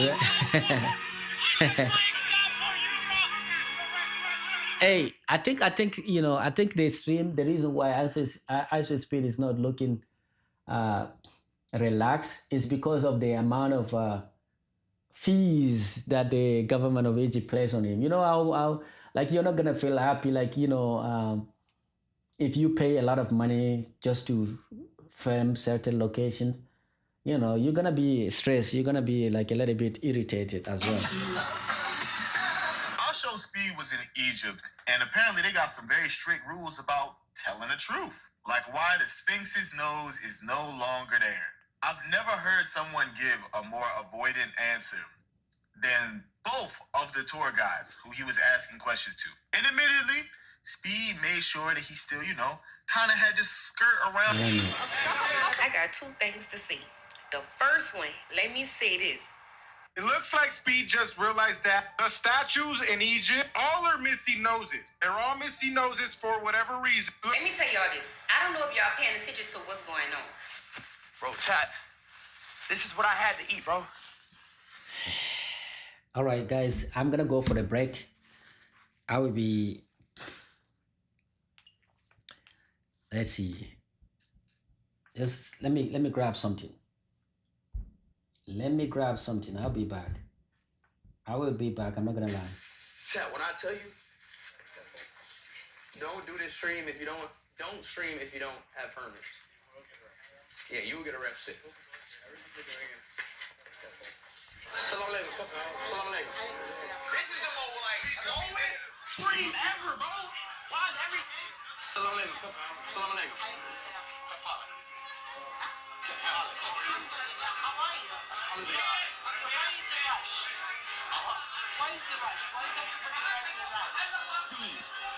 Speed is in town in Egypt.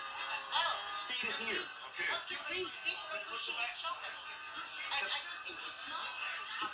The speed is here. I'm not pushing. No, it's your speed. It's your speed.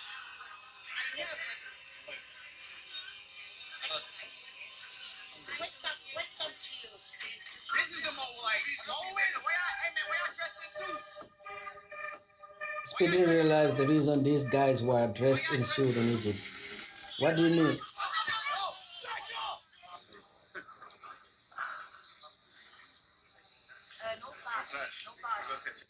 Okay, so most of y'all don't know.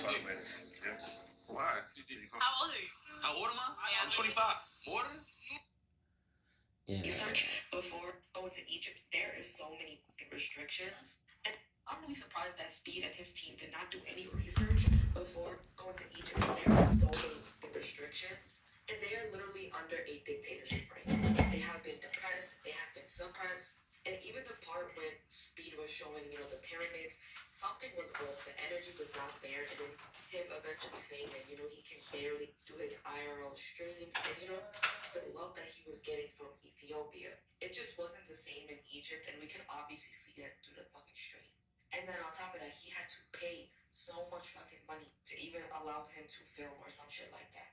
And Speed is young, so he may not know about what's going on in Egypt, but I'm really surprised that his team who was setting up the tour didn't think to mention or think to research about what restrictions Egypt has when it comes to videotaping. Like, they don't play none of that shit over there. The country is not as free as Ethiopia, like the way that Speed was just able to walk around. People were able to come up to him, and it was just positive as fire vibes. And the minute he touched down to Egypt, it completely changed. And it sucks because you could tell that Speed is really disappointed. He probably, really wanted to tour, and he wanted to show us that part of the world. But unfortunately, sometimes things just don't go that way. I just hope that he's not too hard on himself, because he looked kind of frustrated when he was basically saying that, there's so many damn restrictions, he can barely do anything. It's really, really hard for him to even get content out. So, like, you can tell Speed was trying his best during the pyramids when he was showing them and the guy was explaining and talking to him about it. But I'm glad he he shared that with everybody because some people were getting pissed off. They were getting irritated that, oh, he couldn't show exactly what he wanted to. And it's because he can literally get arrested. He can get fined. And in Europe, they don't play about their fucking money. So, like, honestly, Ethiopia got it. Like, they was really the best. They treated Speed like family. They really welcomed him. And I feel like, he's not going to get a bad experience in Ethiopia. But that's just my opinion. But at least he tried with Egypt. I mean, if he researched it and, if they did some digging, they would realize, like, damn, he cannot do half the thing that he really want to do.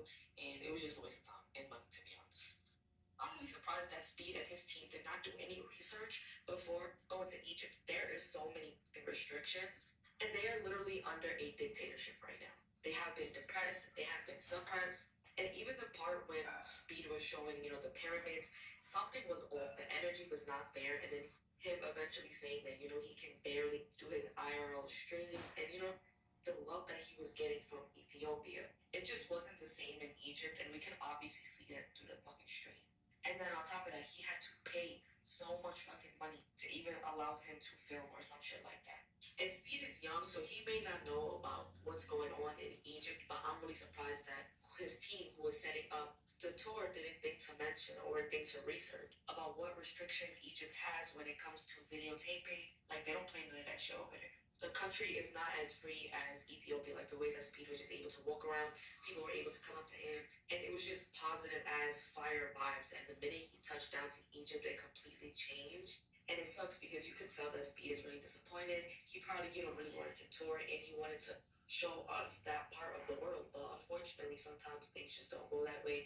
I just hope that he's not too hard on himself because he looked kind of frustrated when he was basically saying that, there's so many day restrictions, he could barely do anything. It's really, really hard for him to even get content out. So, and you can tell Speed was trying his best during the pyramids when he was showing them and the guy was explaining and talking to him about it.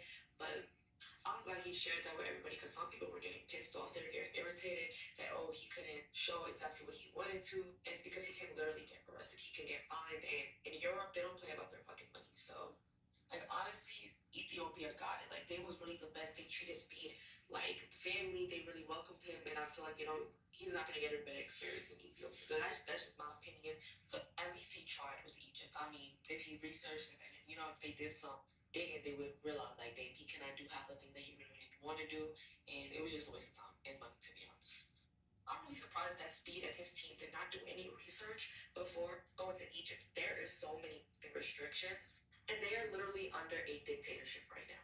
They have been depressed, they have been suppressed, and even the part when Speed was showing, the pyramids, something was off. The energy was not there, and then him eventually saying that, he can barely do his IRL streams, and the love that he was getting from Ethiopia, it just wasn't the same in Egypt, and we can obviously see that through the fucking stream. And then on top of that, he had to pay so much fucking money to even allow him to film or some shit like that. And Speed is young, so he may not know about what's going on in Egypt, but I'm really surprised that his team who was setting up the tour didn't think to mention or think to research about what restrictions Egypt has when it comes to videotaping. Like, they don't play none of that shit over there. The country is not as free as Ethiopia, like the way that Speed was just able to walk around.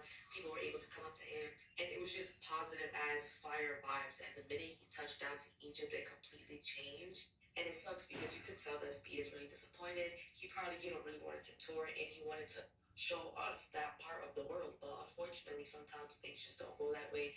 I just hope that he's not too hard on himself because he looked kind of frustrated when he was basically saying that, there's so many day restrictions, he could barely do anything. It's really, really hard for him to even get content out. So, and you can tell Speed was trying his best during the pyramids when he was showing them and the guy was explaining and talking to him about it. But I'm glad he shared that with everybody because some people were getting pissed off. They were getting irritated that, oh, he couldn't show exactly what he wanted to. And it's because he can literally get arrested. He can get fined. And in Europe, they don't play about their fucking money. So, like, honestly, Ethiopia got it. Like, they was really the best. They treated Speed like family. They really welcomed him. And I feel like, he's not going to get a bad experience in Ethiopia. But that's just my opinion. But at least he tried with Egypt. I mean, if he researched it and, if they did some digging, they would realize, like, damn, he cannot do half the thing that he really want to do. And it was just a waste of time and money, to be honest. I'm really surprised that Speed and his team did not do any research before going to Egypt. There is so many restrictions, and they are literally under a dictatorship right now. They have been depressed, they have been suppressed, And even the part when Speed was showing, the pyramids, something was off. The energy was not there. And then him eventually saying that, he can barely do his IRL streams. And, the love that he was getting from Ethiopia, it just wasn't the same in Egypt. And we can obviously see that through the fucking stream. And then on top of that, he had to pay so much fucking money to even allow him to film or some shit like that. And Speed is young, so he may not know about what's going on in Egypt, but I'm really surprised that his team, who was setting up the tour, didn't think to mention or think to research about what restrictions Egypt has when it comes to videotaping. Like, they don't play none of that shit over there. The country is not as free as Ethiopia, like the way that Speed was just able to walk around, people were able to come up to him, and it was just positive as fire vibes. And the minute he touched down to Egypt, it completely changed. And it sucks because you could tell that Speed is really disappointed. He probably, really wanted to tour and he wanted to show us that part of the world. But unfortunately, sometimes things just don't go that way. I just hope that he's not too hard on himself because he looked kind of frustrated when he was basically saying that, there's so many day restrictions, he could barely do anything. It's really, really hard for him to even get content out. So, and you can tell Speed was trying his best during the pyramids when he was showing them and the guy was explaining and talking to him about it. But I'm glad he shared that with everybody because some people were getting pissed off. They were getting irritated that, he couldn't show exactly what he wanted to. And it's because he can literally get the rest of the fine. And in Europe, they don't play about their fucking money. So, like, honestly, Ethiopia got it. Like, Yeah, buddy. Speed, like, family, they really welcomed him. And I feel like, he's not going to get a better experience in Ethiopia. So that's just my opinion. But at least he tried. She's talking about Egypt, how Egypt decided to mess shit up. Christian wife in Idaho is finding out the hard way. Stephanie Shaw grew up believing in strong borders and the rule of law. She built a life with her husband Benad, a refugee from Bhutan. Together, they owned an auto shop, went to church, and had a baby. Benad had a past criminal record, but he had served his time. His parole officer praised his reform, and he was a valued member of their deeply Republican town. Can you see where this is going? Yep. When Trump returned to office and expanded deportations, Uh-huh. Benad was ordered to report to ICE. Stephanie, relying on her faith in the system, drove him there herself, believing that if you follow the rules, things work out. She was wrong. Benad was deported to a country that had ethnically cleansed his family. Ooh. Now Stephanie is a single mother running a business on the brink. What? The mechanics they employed are out of work, and the pastors and congregants who voted for these calls, this conservative Christian wife in Idaho is finding. She got her husband deported, bro. Guy, what do you guys think of ICE? Forget about IShowSpeed in Africa. What do you guys think of ICE? This is a story about a conservative Christian wife in Idaho. She voted for Donald Trump. It looks like her husband is an immigrant who came to this country, and they were married for almost 20 years. And he got, like, he did something. He did a minor, I don't know, felony or whatever, misdemeanor or whatever, and the wife decided to take him to the police, and he got deported. Really? That's crazy. Stephanie Shaw grew up. Can we talk about the school that Renee Good had her 6-year-old son in for a second? We're talking about a literal activism factory disguised as education. I'd actually rather talk about the fact that far-right grifter like you are choosing to dox a 6-year-old child right after his mother was. What the is wrong with you? What the actual is wrong with you? A 6-year-old child just lost his mother. He'll never get to hear his mother say the words "I love you" to him ever again. You'll go on and on and on about how you're the party of protecting children, that you're not bigoted, you're just trying to protect kids. And yet every time that you I like to watch people ranting online. protect a child and actually prioritize their safety, you fail to do so. No, actually, you don't just fail to do so, you choose to not do so. Because this was a choice on your part. It was only like a week and a half ago that, thanks to y'all, far-right were going to every daycare in Minnesota and demanding to be let in to see the kids. What the do you think that they're going to do now that they know what school Renee Nicole Good's son attends? Do you think that everyone on your side of the aisle is going to handle that news in a super responsible, super normal way? Because I sure as don't. I think you actually just put this child at a substantially larger risk, and all of his classmates at risk as well. This 6-year-old child was just orphaned, and you decided to pile on by doxing what kindergarten he goes to. All because you want to find anything you can to demonize his mother, who again was just, and justify the fact that she was killed. And honestly, what makes it even grosser, now that content creators like you have gotten your hands on it, is that people like you're not even doing this for ideological reasons. This isn't about defending deportation or defending MAGA or even defending in the Oval Office. For you, this is about grifting a few extra dollars this month. I'm sure you are all kinds of excited. Your berries got real tingly when you saw that New York Post headline, since they were the who doxed his kindergarten first. I'm sure you got real excited and rushed to make a video as fast as you could because you're hoping that you being one of the first content creators to put this in video form will earn you a few extra $100.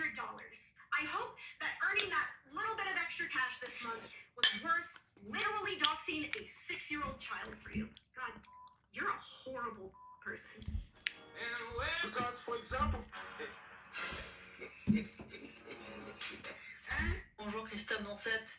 Dans le blackout numérique que le régime islamique a imposé sur l'Iran Blackout numérique. jeudi dernier, aucun accès à l'extérieur ou presque. Et Starlink, Christophe, qui n'est pas iranien, qui était présenté comme l'arme ultime contre la censure numérique, ne fonctionne quasiment plus ou presque plus. Oui, Starlink, c'est ce système d'accès internet. Starlink was blocked or is blocked by the Iranian government in Iran. So nobody in Iran can use the Starlink. That's crazy, right? Internet par satellite déployé depuis 2019 par Elon Musk et ses fusées SpaceX. Aujourd'hui, la constellation, elle compte plus de 12 000 satellites et elle vient d'obtenir d'ailleurs le feu vert pour en envoyer 7 500 supplémentaires. Hier encore, 29 ont été envoyés sur orbite. On voit là le vol parti hier soir. La promesse sur le papier, elle est simple, hein, un Internet accessible partout, y compris dans les zones les plus reculées. It looked like Russia is the one who helped Iran to block Starlink in Iran. So yeah, Starlink of Elon Musk is no longer functioning in Iran, guys. Pris dans les dictatures et donc un blackout, c'est quand même une assez mauvaise publicité pour Starlink car d'après des spécialistes, eh bien, ce trafic Starlink en Iran, il s'est effondré brusquement en fin de semaine dernière de 30% au début jusqu'à 80% dernièrement dans certaines zones et en particulier dans les centres-villes. Ça veut dire que le régime islamique est parvenu à briser le mythe d'un système censé incensurable. Oui, avec des moyens sophistiqués. Première technique, le brouilleur de GPS. Starlink, il faut savoir, utilise le GPS pour orienter le faisceau du satellite vers l'antenne au sol. En brouillant ce signal, eh bien, on perturbe la connexion tout simplement. Mais cette méthode, elle a un gros défaut, elle perturbe aussi tout le reste, y compris, pourquoi pas, le trafic aérien. Et surtout, les nouveaux kits Starlink sont désormais plus résistants à ce type de brouillage. L'Iran semble donc être passé à une étape supérieure, probablement avec l'aide, et c'est ce que tous les spécialistes soulignent, avec l'aide d'un pays étranger. L'idée, c'est de viser directement les terminaux via un système mobile de type probablement militaire. Un rapport américain récent évoquait un système baptisé Kalinka, surnommé finalement le tueur de Starlink et qui est utilisé en Ukraine pour aveugler les drones. Il a une portée relativement limitée, il est fixé sur des éléments mobiles comme des camions et avec ça on éteint numériquement toute une zone. Bien sûr, il existe des parades. En Ukraine, par exemple, les soldats creusent des bunkers pour bloquer les interférences, mais ça, c'est difficilement applicable en Iran dans une zone urbaine de manip. Bonjour Christophe Dansette. Bonjour. Dans le blackout numérique que le régime islamique a imposé sur l'Iran depuis jeudi dernier, aucun accès à l'extérieur ou presque. Et Starlink, Christophe, qui n'est pas iranien, qui était présenté comme l'arme ultime contre la censure numérique, ne fonctionne quasiment plus ou presque plus. Oui, Starlink, c'est ce système d'accès Internet par satellite déployé depuis 2019 par Elon Musk et ses fusées SpaceX. Aujourd'hui, la constellation, elle compte plus de 12 000 satellites et elle vient d'obtenir d'ailleurs le feu vert pour en envoyer 7 500 supplémentaires. Hier encore, 29 ont été envoyés sur orbite. On voit là le vol parti hier soir. La promesse sur le papier, elle est simple, hein, un Internet accessible partout, y compris dans les zones les plus reculées, y compris dans les dictatures, et donc un blackout, c'est quand même une assez mauvaise publicité pour Starlink, car d'après des spécialistes, eh bien, ce trafic Starlink is dead, guys. What else do we have in the world? My information, I get my information from TikTok. I get my news breaking news on TikToks. Who's gonna win at the end? But that's what I'm saying. It's just like it's like a bittersweet moment, but I get my news information on the TikTok now. This is hands down the best tripod I've ever had. Tell me this isn't the coolest. même si tu vois que Massoud l'a j'ai vite sur des Panie, pas vrai. Dis-moi où est ton papa? Même de va lui parler, il sait ce qui ne va pas. Sacré papa, dis-moi où tu es caché, ça doit faire au moins 1000 fois que j'ai compté mes doigts. Il était là, il ne comprenait rien parce Texas dad fatally shot and after mistaking him for a daughter kidnappers. What? Jeez. So he just killed random people. Man, this Texas dad he saw a random Amazon manager and he decided to shoot that guy thinking that the guy kidnapped his daughter. A Texas father allegedly gunned down an innocent Amazon manager who was spending Christmas away from his family after mistaking him for his daughter's kidnapper. What? Jonathan Ross Mata, 39 years old, was captured aiming his pistol. My battery died. How come you allow your battery to die, bro? What is happening, man? Who's playing with your phone, bro? Who's playing with your phone at this point?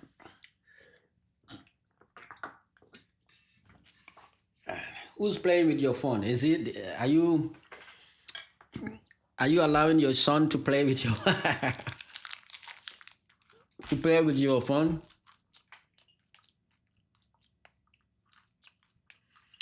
Oh, that's good for you. My battery is almost dead as well, but I'm trying to survive.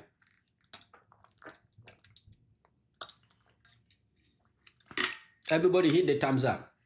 Listen to this news, son of Soweto. Look at this guy. Only in America. Look at this guy. Oh, okay, so your kid don't touch your thing. Okay, listen to this information. This guy right here, he shot this guy and killed him. He look at this accident right here.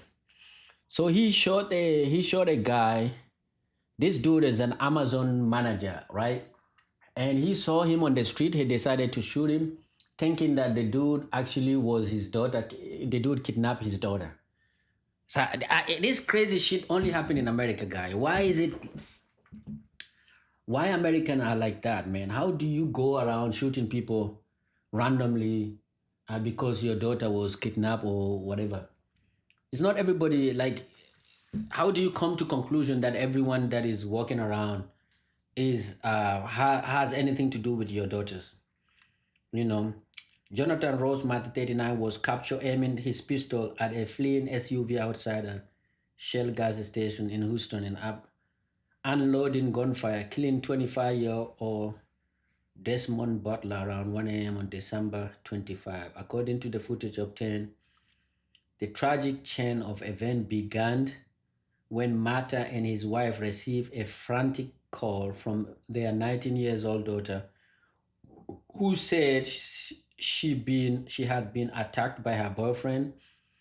Houston police said she initially asked to be picked up from her cousin's apartment, but about a half hour later, Mata and his wife believed she would instead be dropped off at a gas station by her boyfriend. Moments after the frantic parent arrived at the Shell station, a vehicle that was driven by a man who resembled their daughter's boyfriend, and a woman riding in the passenger seat pulled into the lot. According to the criminal complaint obtained by the Law and Crime, defendant stated that he thought his daughter was in the vehicle, which was driven by the victim, and that as the vehicle drove past them, his wife got out and began chasing it on foot. The complaint stated surveillance video shows Butler driving his gray Honda Pilot into the gas station lot and passing Martha's black GMC Acadia at the pump. When Martha's wife suddenly whooped out and ran after the vehicle, reaching for the rear passenger door. Butler, seemingly unaware of what was happening, then accelerated out of the parking lot and onto access road of the Sam Houston Parkway. The footage cut back to GMC, where Martha is seen walking toward the fleeing Honda while armed with a pistol. Martha then allegedly opened fire on the Honda, striking Butler, who then lost control of the vehicle and crashed into a pole. Martha and his wife then drove to the crash site and pulled open Butler's passenger door after realizing he was not their daughter's boyfriend. According to the complaint, the defendant looked inside the vehicle and said something to the effect of, "Oh, we were looking for a kidnapped daughter. I'm sorry, we called 911 and then drove away." What? So he shot a person dead, and then he opened the door of the vehicle and he find that the person that he shot is not the person he was looking for. Um, Man, it's crazy, right? It's crazy. Look at this. Listen to this. He shot a person. He saw a car, and he decided to shoot the car. And then when he shoot the car, they drove to the vehicle, and he opened the door of the vehicle, and he found the girlfriend of the victims sitting on the passenger side. He looked around, and he's like, "Oh, I'm sorry. We were looking for my kidnapped daughters, and that I have called the 911," and then drove away. Not even calling, not even assisting, um, giving primary aid or calling ambulance, and then drove away. The complaint stated that by the time the first respondent arrived, the couple had left the scene, and Butler was rushed to a local hospital where he later died from his injury. Mehta and his wife showed up at the police headquarters with a lawyer on January 12. So they waited and claimed the deadly shooting is stemmed from kidnapping misunderstanding.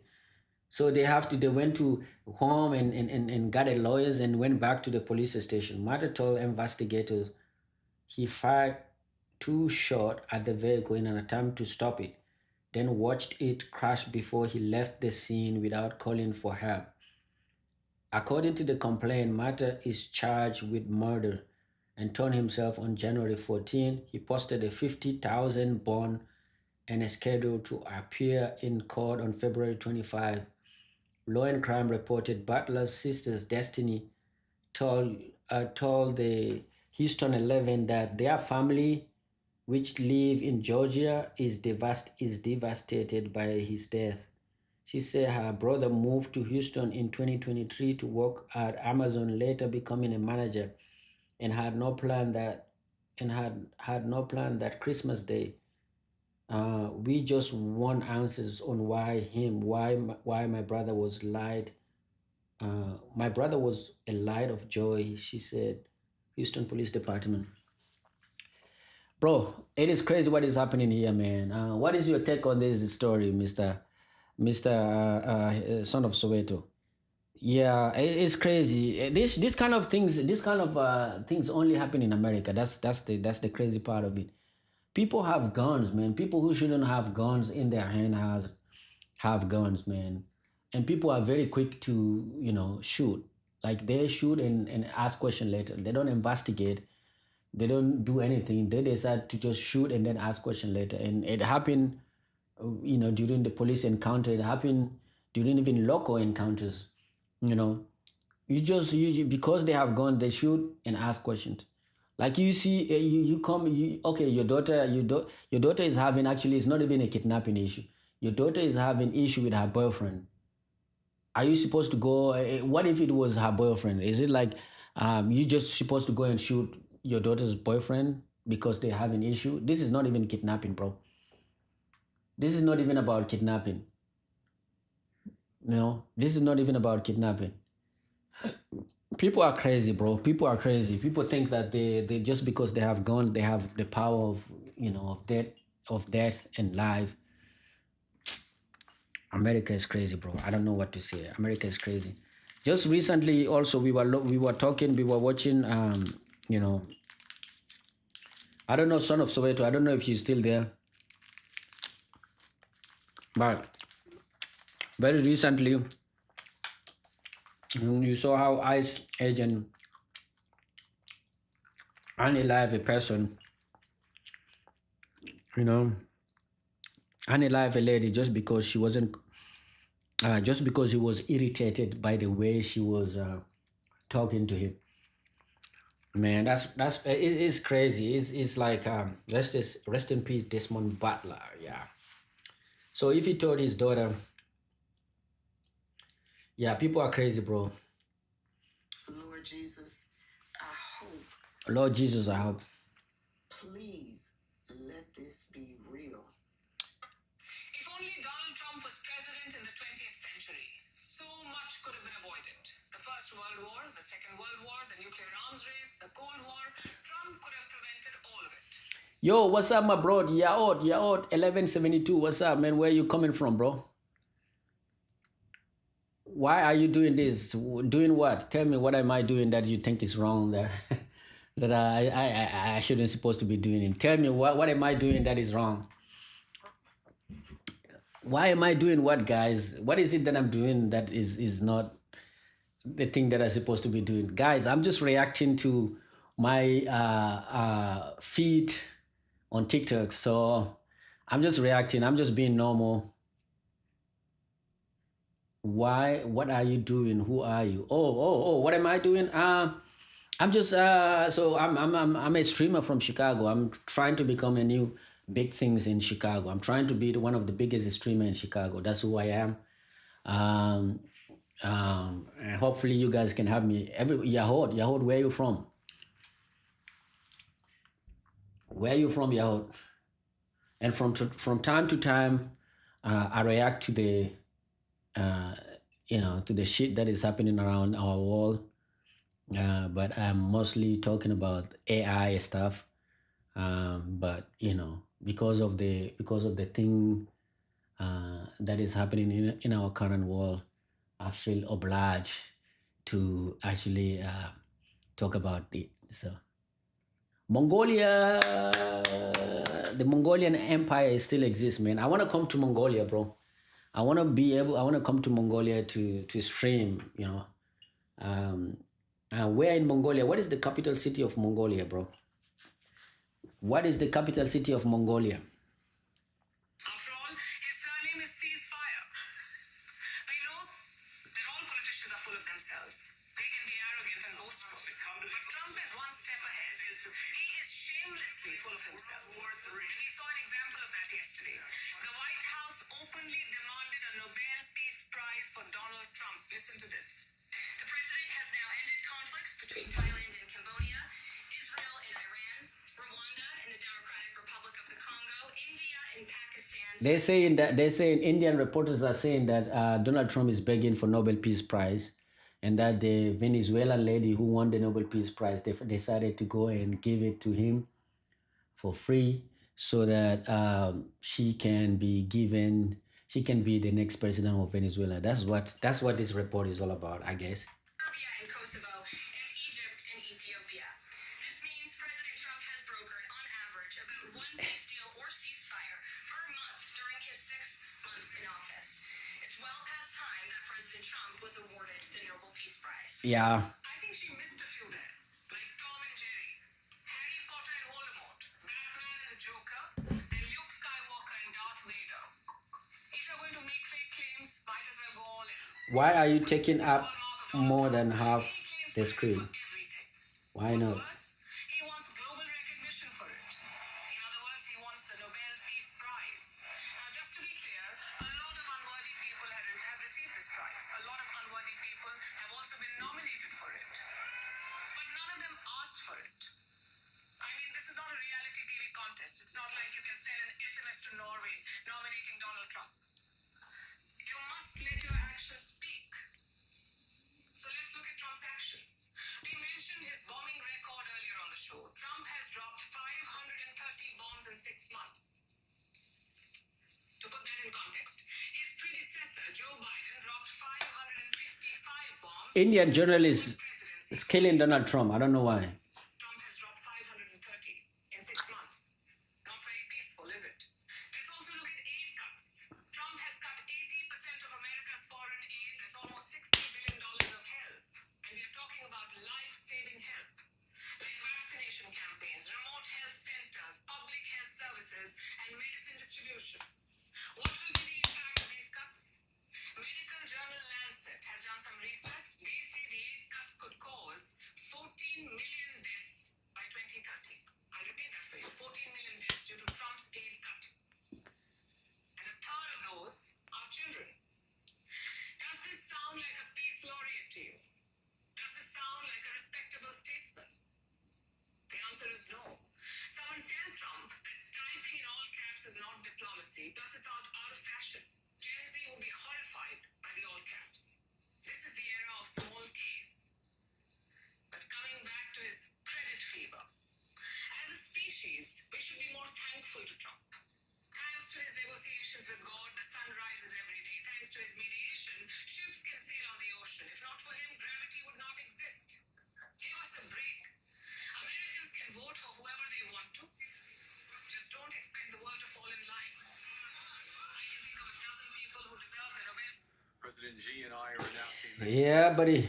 I like to watch. Charlie Kirk passed away, and I don't care what your political party is. I don't care what you believe in. Bringing this video back around the corner because I want to know where all the crying and screaming videos is from Miss Renee Good. Also want to bring up Keith Porter, who was killed on New Year's Eve by an off-duty ICE agent. But no outcries, huh? No tears? I don't care what your political party is. Okay, so now it's time to speak up. We're looking around the corners. We're looking at the churches. People's lives are being taken at the hands of these government workers and people who were actually born in America. I want to see the tears. I want to see that loving heart that God gave you. I want to see it right now. Y'all don't serve the true and living God. Y'all do not. What? Y'all don't have a heart for God. Y'all have a heart for white men. I don't Ooh. see the outcries of videos What? from y'all. I don't see the churches standing up and talking about how we have to love our enemies. I What? don't know where y'all are at. Or is this just above your pay grade? This is not, God didn't lead you to speak about this one, right? Right. Damn, bro. So many of you looked at my last video where I asked ChatGPT if it was to come from heaven and be brought up under a certain race, what would it choose? And ChatGPT responded that it would choose black. It also used we. I'm going to cough that up too, just because I use ChatGPT for my content. So it probably identified with what I was Why saying. didn't ChatGPT choose what? I don't know about that. Finally, you can go to 2018. What?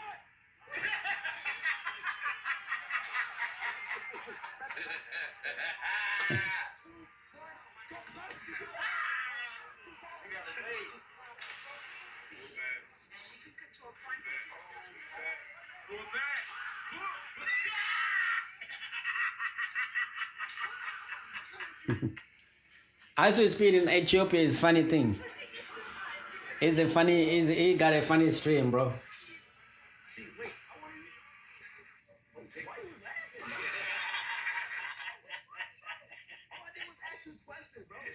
What is he laughing at? 2018 though. What?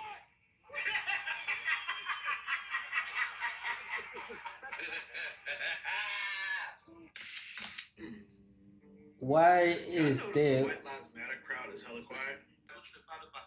From this, let's put this in context. 49,000 Chinese EV coming to Canada. W to Canada, man. 49,000. To Canada, they benefits. electric vehicle from China is coming to Canada.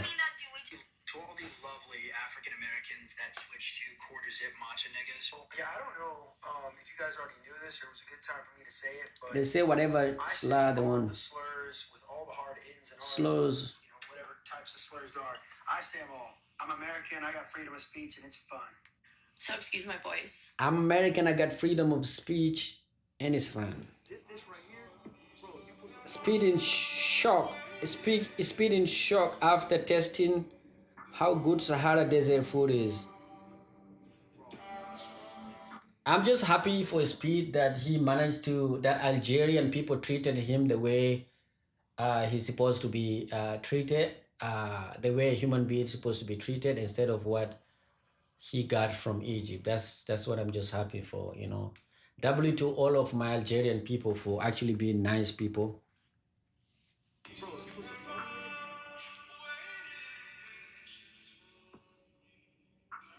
I love how K Beauty has had a chokehold on. I'm not interested. I feel sorry for no supporter. I feel sorry for no supporters of that dude. Absolutely none of them.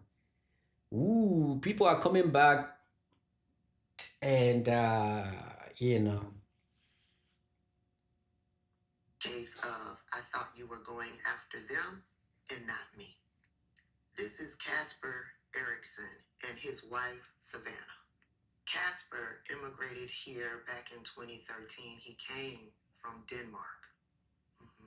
He met Savannah, they fell in love, and they currently have 4 children. All right. And 1 on the way. Okay. Casper immigrated here back in 2013, Right. found work immediately as a welder, and has been working a steady job ever since. He's not a criminal. He's been attending all of his immigration appointments, and back in September of 2024, he finally got word that his naturalization application was in review. He had hope that soon he would become an American citizen. Damn. In April, he got a call stating that he needed to come to the local immigration office in Right. Tennessee. Yeah, Memphis, That's Tennessee. a trap. That's a And trap. he was supposed to be interviewed in regards to his naturalization application. Right. And when he arrived, ICE That's a was waiting setup. for him. That's a setup. They detained him and sent him to Listen, I know a lot of people. I know a lot of people who got set up like that. Like if you have paper in immigrations, right now is not the right time. If you have a paper and then they call you, they're like, hey, come to immigration. We are going to talk about your case and we are going to give you whatever. That's a setup right now. That's a setup.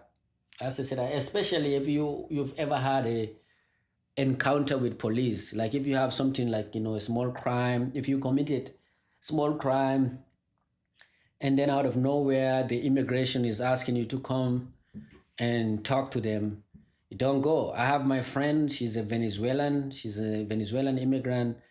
She got called by the immigration office. She thought like she was going there so that they can discuss about her case. She was gonna get a temporary residency or whatever.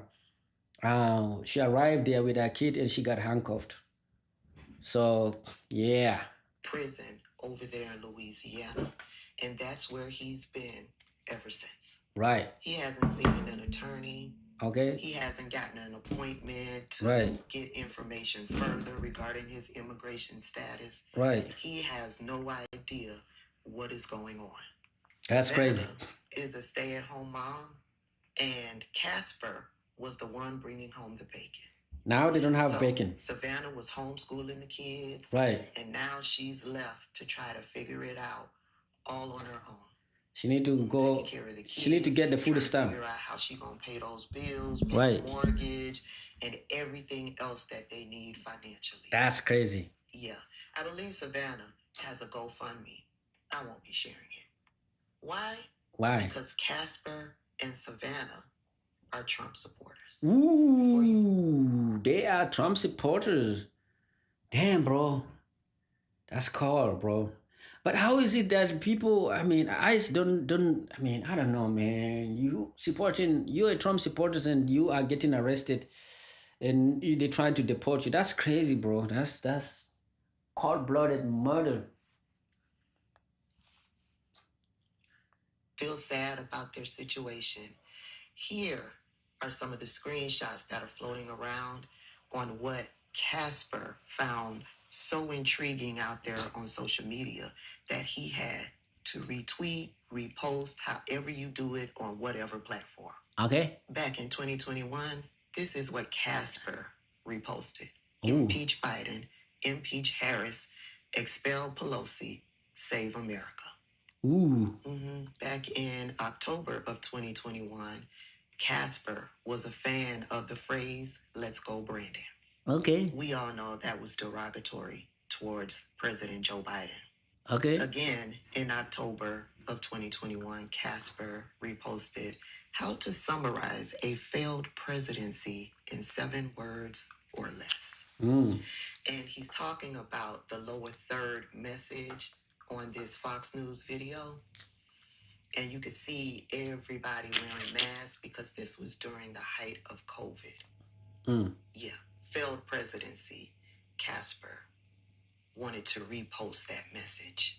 Okay. Hey, Casper and Savannah, when Joe Biden was president, you were free, living your life, living the American dream, on the pathway to natural citizenship. And now that your fave is in the White House, you, Casper, are sitting in a jail in Louisiana and don't know what's going to happen to you, your wife, or your kids. That's crazy. Listen to you. Yet another case. Savannah and Casper. And his wife, Savannah Erickson, who currently reside in Mississippi. Casper first came to the U.S. in 2009 for high school as part of an exchange program. And while he was doing that, he met Savannah.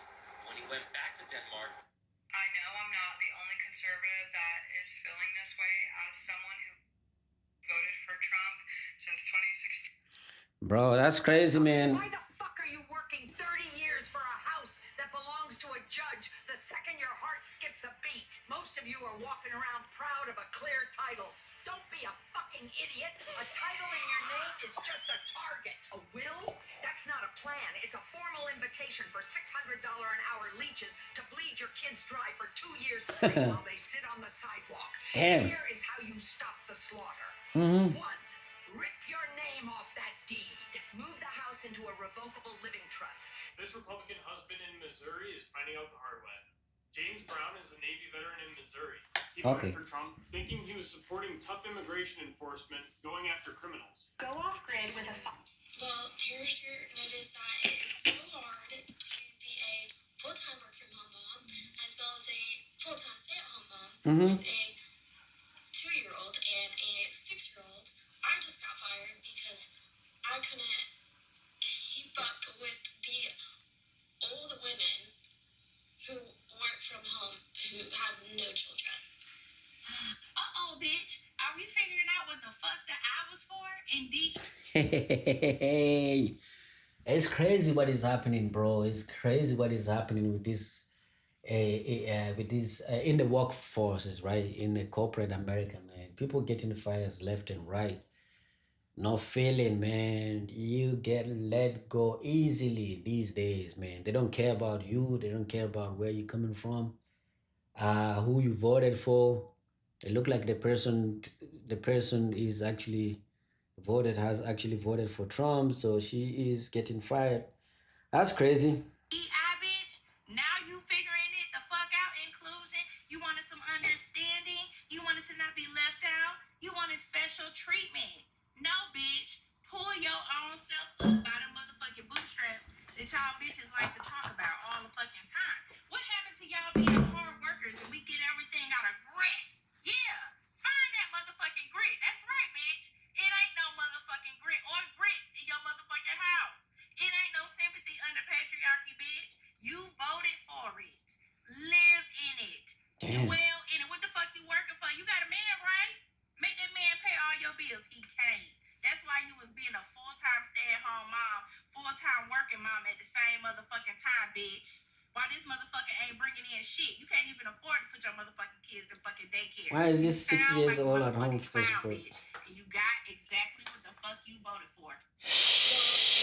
Tagged in 2 videos trying to refute my video about American are just like a crazy, man. I like to see American fight online, man.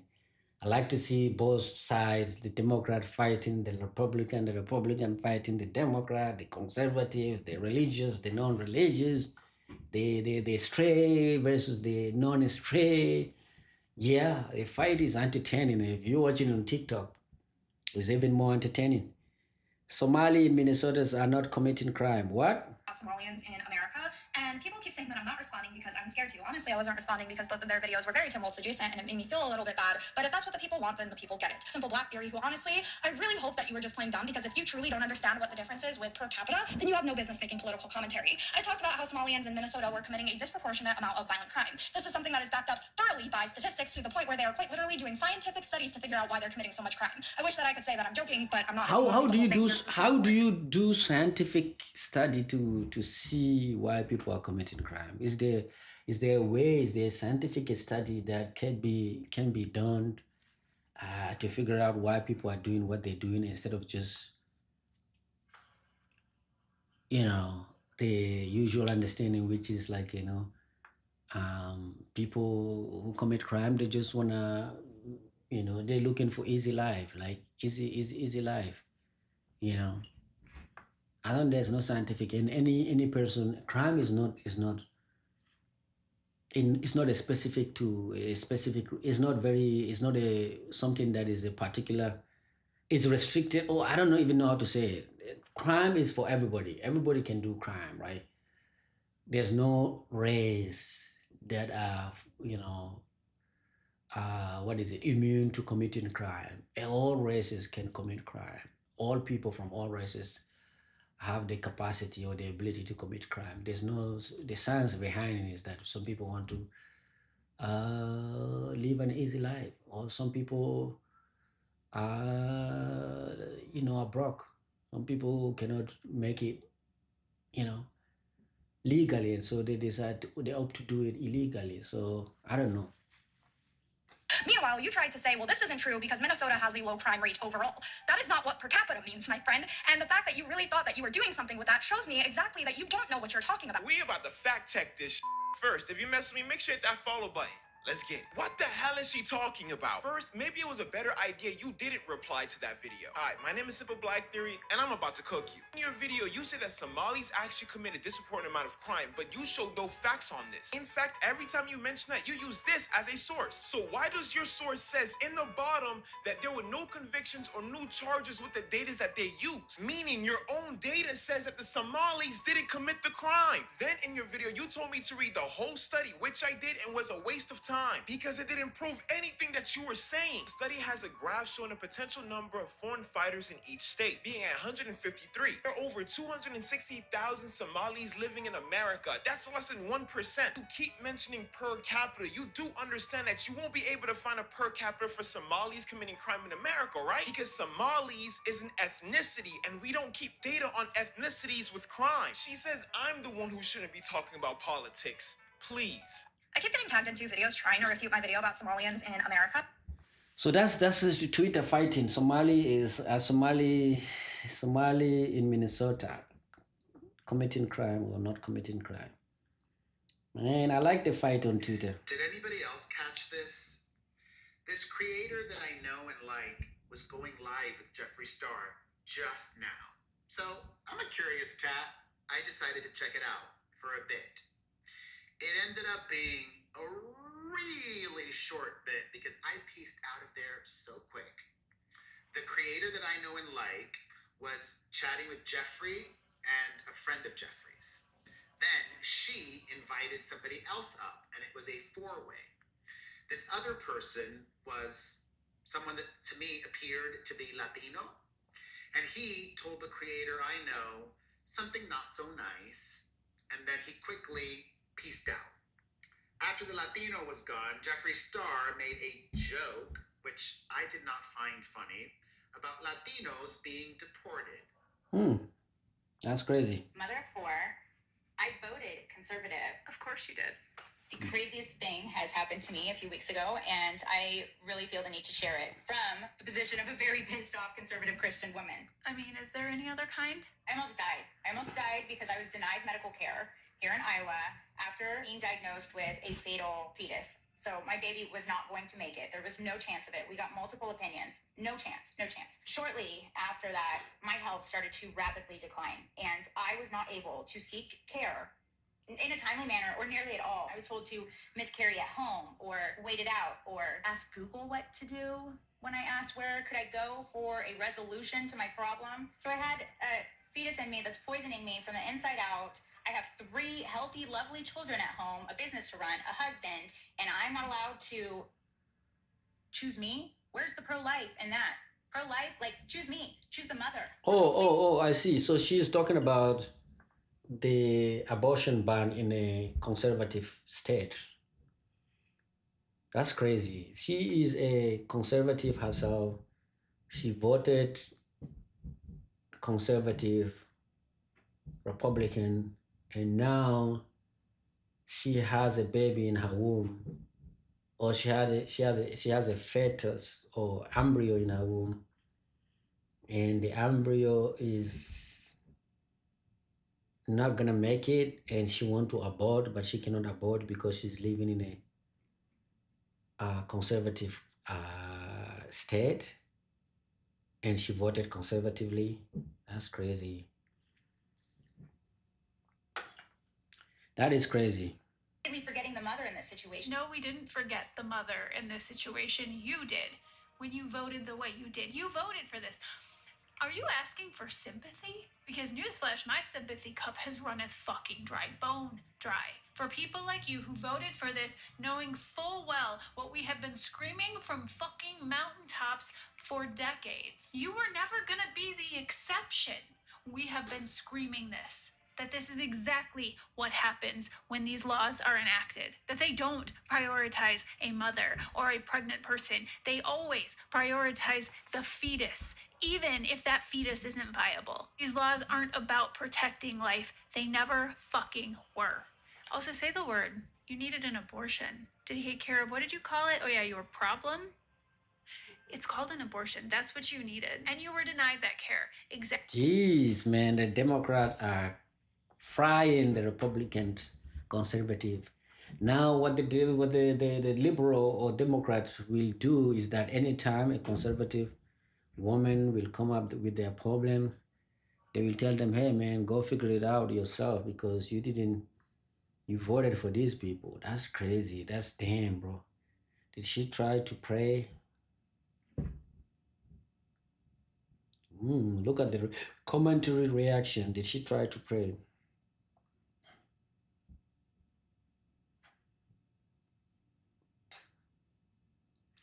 I'm wondering too, did she try though?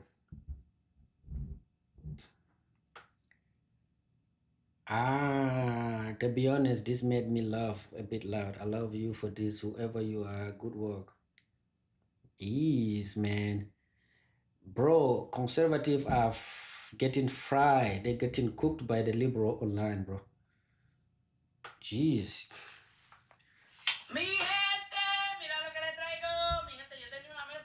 Mi no habla español. Are you Chinese? Yes, I am Chinese.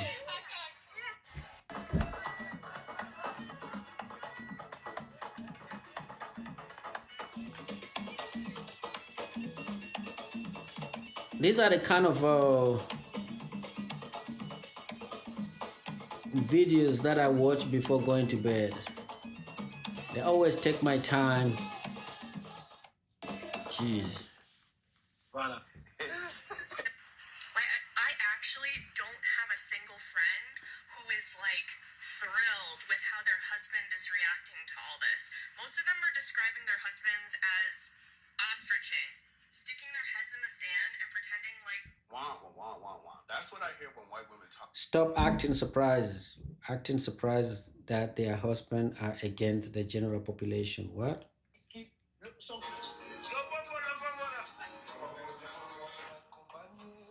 Abre, wait on Papa. Limo, wait on Papa. Même devant le palais, il sait ce qui ne va pas. Et sacré papa, dis-moi où es-tu caché? Ça doit faire au moins 1000 fois que j'ai compté mes doigts.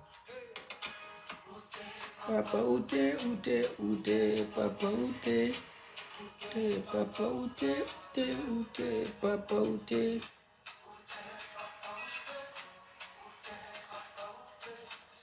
This is Venezuela. This is how Venezuela cook their food, man. I like it. Really? W to Venezuela, my friend. Papa Ute, Ute, Papa Ute.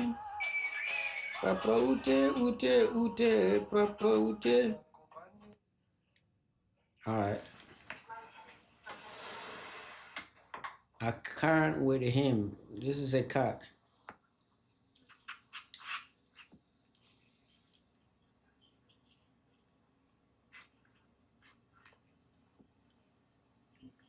Yeah. I have a website for reporting illegal immigrants, and people end up on the site thinking that it's legitimate. I had two individuals contact me. One of them that wanted every 7-Eleven store investigated. This dude has a website for reporting illegal immigrants. Damn, bro. He want his ex-wife deported. Oh, really? So his girlfriend, his wife divorced him, and now he created a website for illegal immigrant, and he want her to be deported. Another that wanted to deport his ex-wife. What we could do is... Oh no, so it's not him.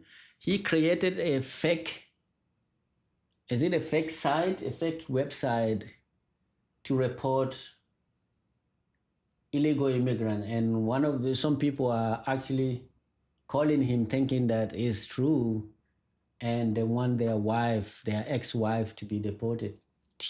That's a big one. Will suffice first that immigrants might be hired. So, Yeah, absolutely. I do have a contact for the representatives at 7-Eleven. And I can absolutely have a letter submitted by the end of the day today, if not tomorrow. I'll send you over the letter that we submitted, and we'll go over it for our reports. Does that sound good? Yep. And another thing with regard to 7-Eleven, they also know it. 7-Eleven franchisor also knows it, that it is happening. Yeah. Because I know, why? This dude is an Indian. This is an Indian dude. He himself, he got accent, and he's calling to deport his ex-wife. He want his ex-wife to be deported. Damn, bro. Immigrants are mean, bro. Immigrants themselves are mean to each other. It's like, I feel like we the immigrants, once we get our paper right, we just don't want our brothers to come in. You know what I mean? To come into the country. We want our brothers and other immigrants to be deported. Because they have the camera system, they are watching it. They can see from the cameras, when they look in the cameras, they can tell by looking at the person working behind the counter that this is an illegal immigrant. Yeah. Brother Ron, how are you? Hi, how are you? We reached out to 7-Eleven corporate, sent them a memo. They sent their reply back. Were you able to see that? Yeah, I saw that. They said that don't stop hiring. They said no. Yeah, they just said no. Just no. It means that they won't stop, or it means that they don't hire one. I think it means they're not gonna listen to us. Rather, they should have written in a way that we appreciate your concern. No, they don't seem concerned at all. As a matter of fact, I did just get send me another letter. I can share this with you. So what is happening here? So he want his ex-wife to be deported. His ex-wife is actually employed by 7-Eleven, and they're sending a letter to 7-Eleven to deport her. What is it? To deport her, to do what? We are not concerned at all. Wow. Yeah. We are not concerned at all. That's what we were just talking about. What is that? It's almost like they're listening to our conversation. We are not concerned at all. What does that mean? It's just, it says exactly what you were saying. They don't seem concerned. And Anybody He wants his wife to be deported to India. not send this kind of communication. it seems like they've lost their minds. Yeah, they seem like that they don't care. You know, They sent me something else. they are just sending now, replying to you now or what? Yeah, they just now sent another one. Did you get that? It says we have lost our minds. Oh, wow, yeah. This 7-Eleven has lost their minds. I got a number from Bill. It's it's for my wife. Okay. So my wife came here. She came here on spouse visa. I got issues with her, and she left me. She filed a divorce, and I wanted to know if you can help me to file that fraud. You want to get your wife deported? I don't know if that could be possible or not. So if it is possible, would you like us to go ahead and deport her? Yes. Let's say we do get her deported. Do you have a replacement wife in line? I don't. I will get married again, but not anytime soon. Cause Do you want us to wait till you have a new wife in line? no, the thing is, if I wait for new wife to get in line, I can't get a new wife in a line. When she left me for 1 month, I already sent it to immigration. I sent an email to immigration office. I don't think we are happy with each other. You know, you just not use me. And so now she's actually left you, and so now you're seeking a revenge deportation of her. Yeah, she filed a restraining order against me after leaving my house. I do not have lawyer at this time, but I just had a Bill. You know, Bill. He's the one who's helping with typing and doing paperwork together. And now I had a restraining order on me, and also she put a divorce. Next week she filed a lawyer and she put a divorce. Now divorce is done. So she did complete the divorce? She did complete the divorce, yes. I have a divorce certificate already. From What is a divorce? And judge stamped it already. And so you would like to, in return to her, complete the deport of her? Yes. Well, things are good. We talked to Singh. Okay, yeah, he called, he's a good guy. He was talking something I didn't understand. I said, man, regarding that, perhaps he can talk to you. Yeah, I mean, he's a good guy other than wanting to get his ex-wife deported. And not deported, he just wanted, I think. No, yeah, he definitely said he wants to get her deported. So when he said that, here's how I reacted. I kind of laughed, and here's what. Does that sound familiar? Let's leave that, Okay, then what happened? That's so good. Yeah, no, that was you. That was your laugh. Okay. Yeah, if in any way I could help, let me know. Okay, well, yeah, I appreciate it. You already had us contact all the 7-Elevens, and that was a big job for us. Yeah, just got off the phone with Bill, and he said to say hello. Yeah, so do you guys know each other personally? Yeah. Okay, so you never tried to deport each other though, right? No. Okay, just ex-wives. Right. Right. Okay, well, we're gonna see if we can go ahead and deport her, but just gotta check into a few things first. Go ahead and don't contact her, and don't say anything to her. Don't report her to any other agencies, and we'll take it from here. You'll hear back from us in 6 to 12 months. Okay. Worst comes to worst, 6 to 12 years, but we'll just go from there. Sound good? 6 to 12 months or 6 to 12 years? It depends. Leaning towards years, could be months as well. Okay. Is it gonna cost me, or it's just covered by the government? Yeah, I would save up a little bit of money just in case we do end up deporting, because we will need some gas money from you. How much? We have. Let's see. Round trip, I'd say $600 to $1,200, something in that range. Just need to let that process happen without interfering. So we're just going to have to ask that you make zero contact and don't even let her know that you called us, any of that. And we'll take it from there. Okay. But yeah, if we do end up deporting, we will need $600 to $1,200 from you. Damn. $600 to $1,200 if you guys deport her, right? Yeah, just for gas If money. everything, like, Yeah. okay. All right. And that's only if she gets deported, and it could take 6 to 12 months, right? Or years. 12 years. Yeah. Well, that's not bad. That's not bad. This Indian dude wanna deport his wife, his ex-wife, and he will pay even to deport her. I don't know why. I don't know how bad it is, how bad his marriage is, but that's crazy, right? That is crazy, guys. I am gonna create a video. I'm gonna go and do some editing, and then I will come back. Today actually is the day that I decided that I wanted to stream and talk all day because I have nowhere to go. Chicago is cold. Yeah, so I thought, like, why not just stream, create a video clip, and that's the reason why I'm here today. But I'll be back. I'll be back later on, and we will actually go ahead and stream even more. Let's see. I'm trying to see if I can get a clip out of my stream, but I don't know. I don't know. All right.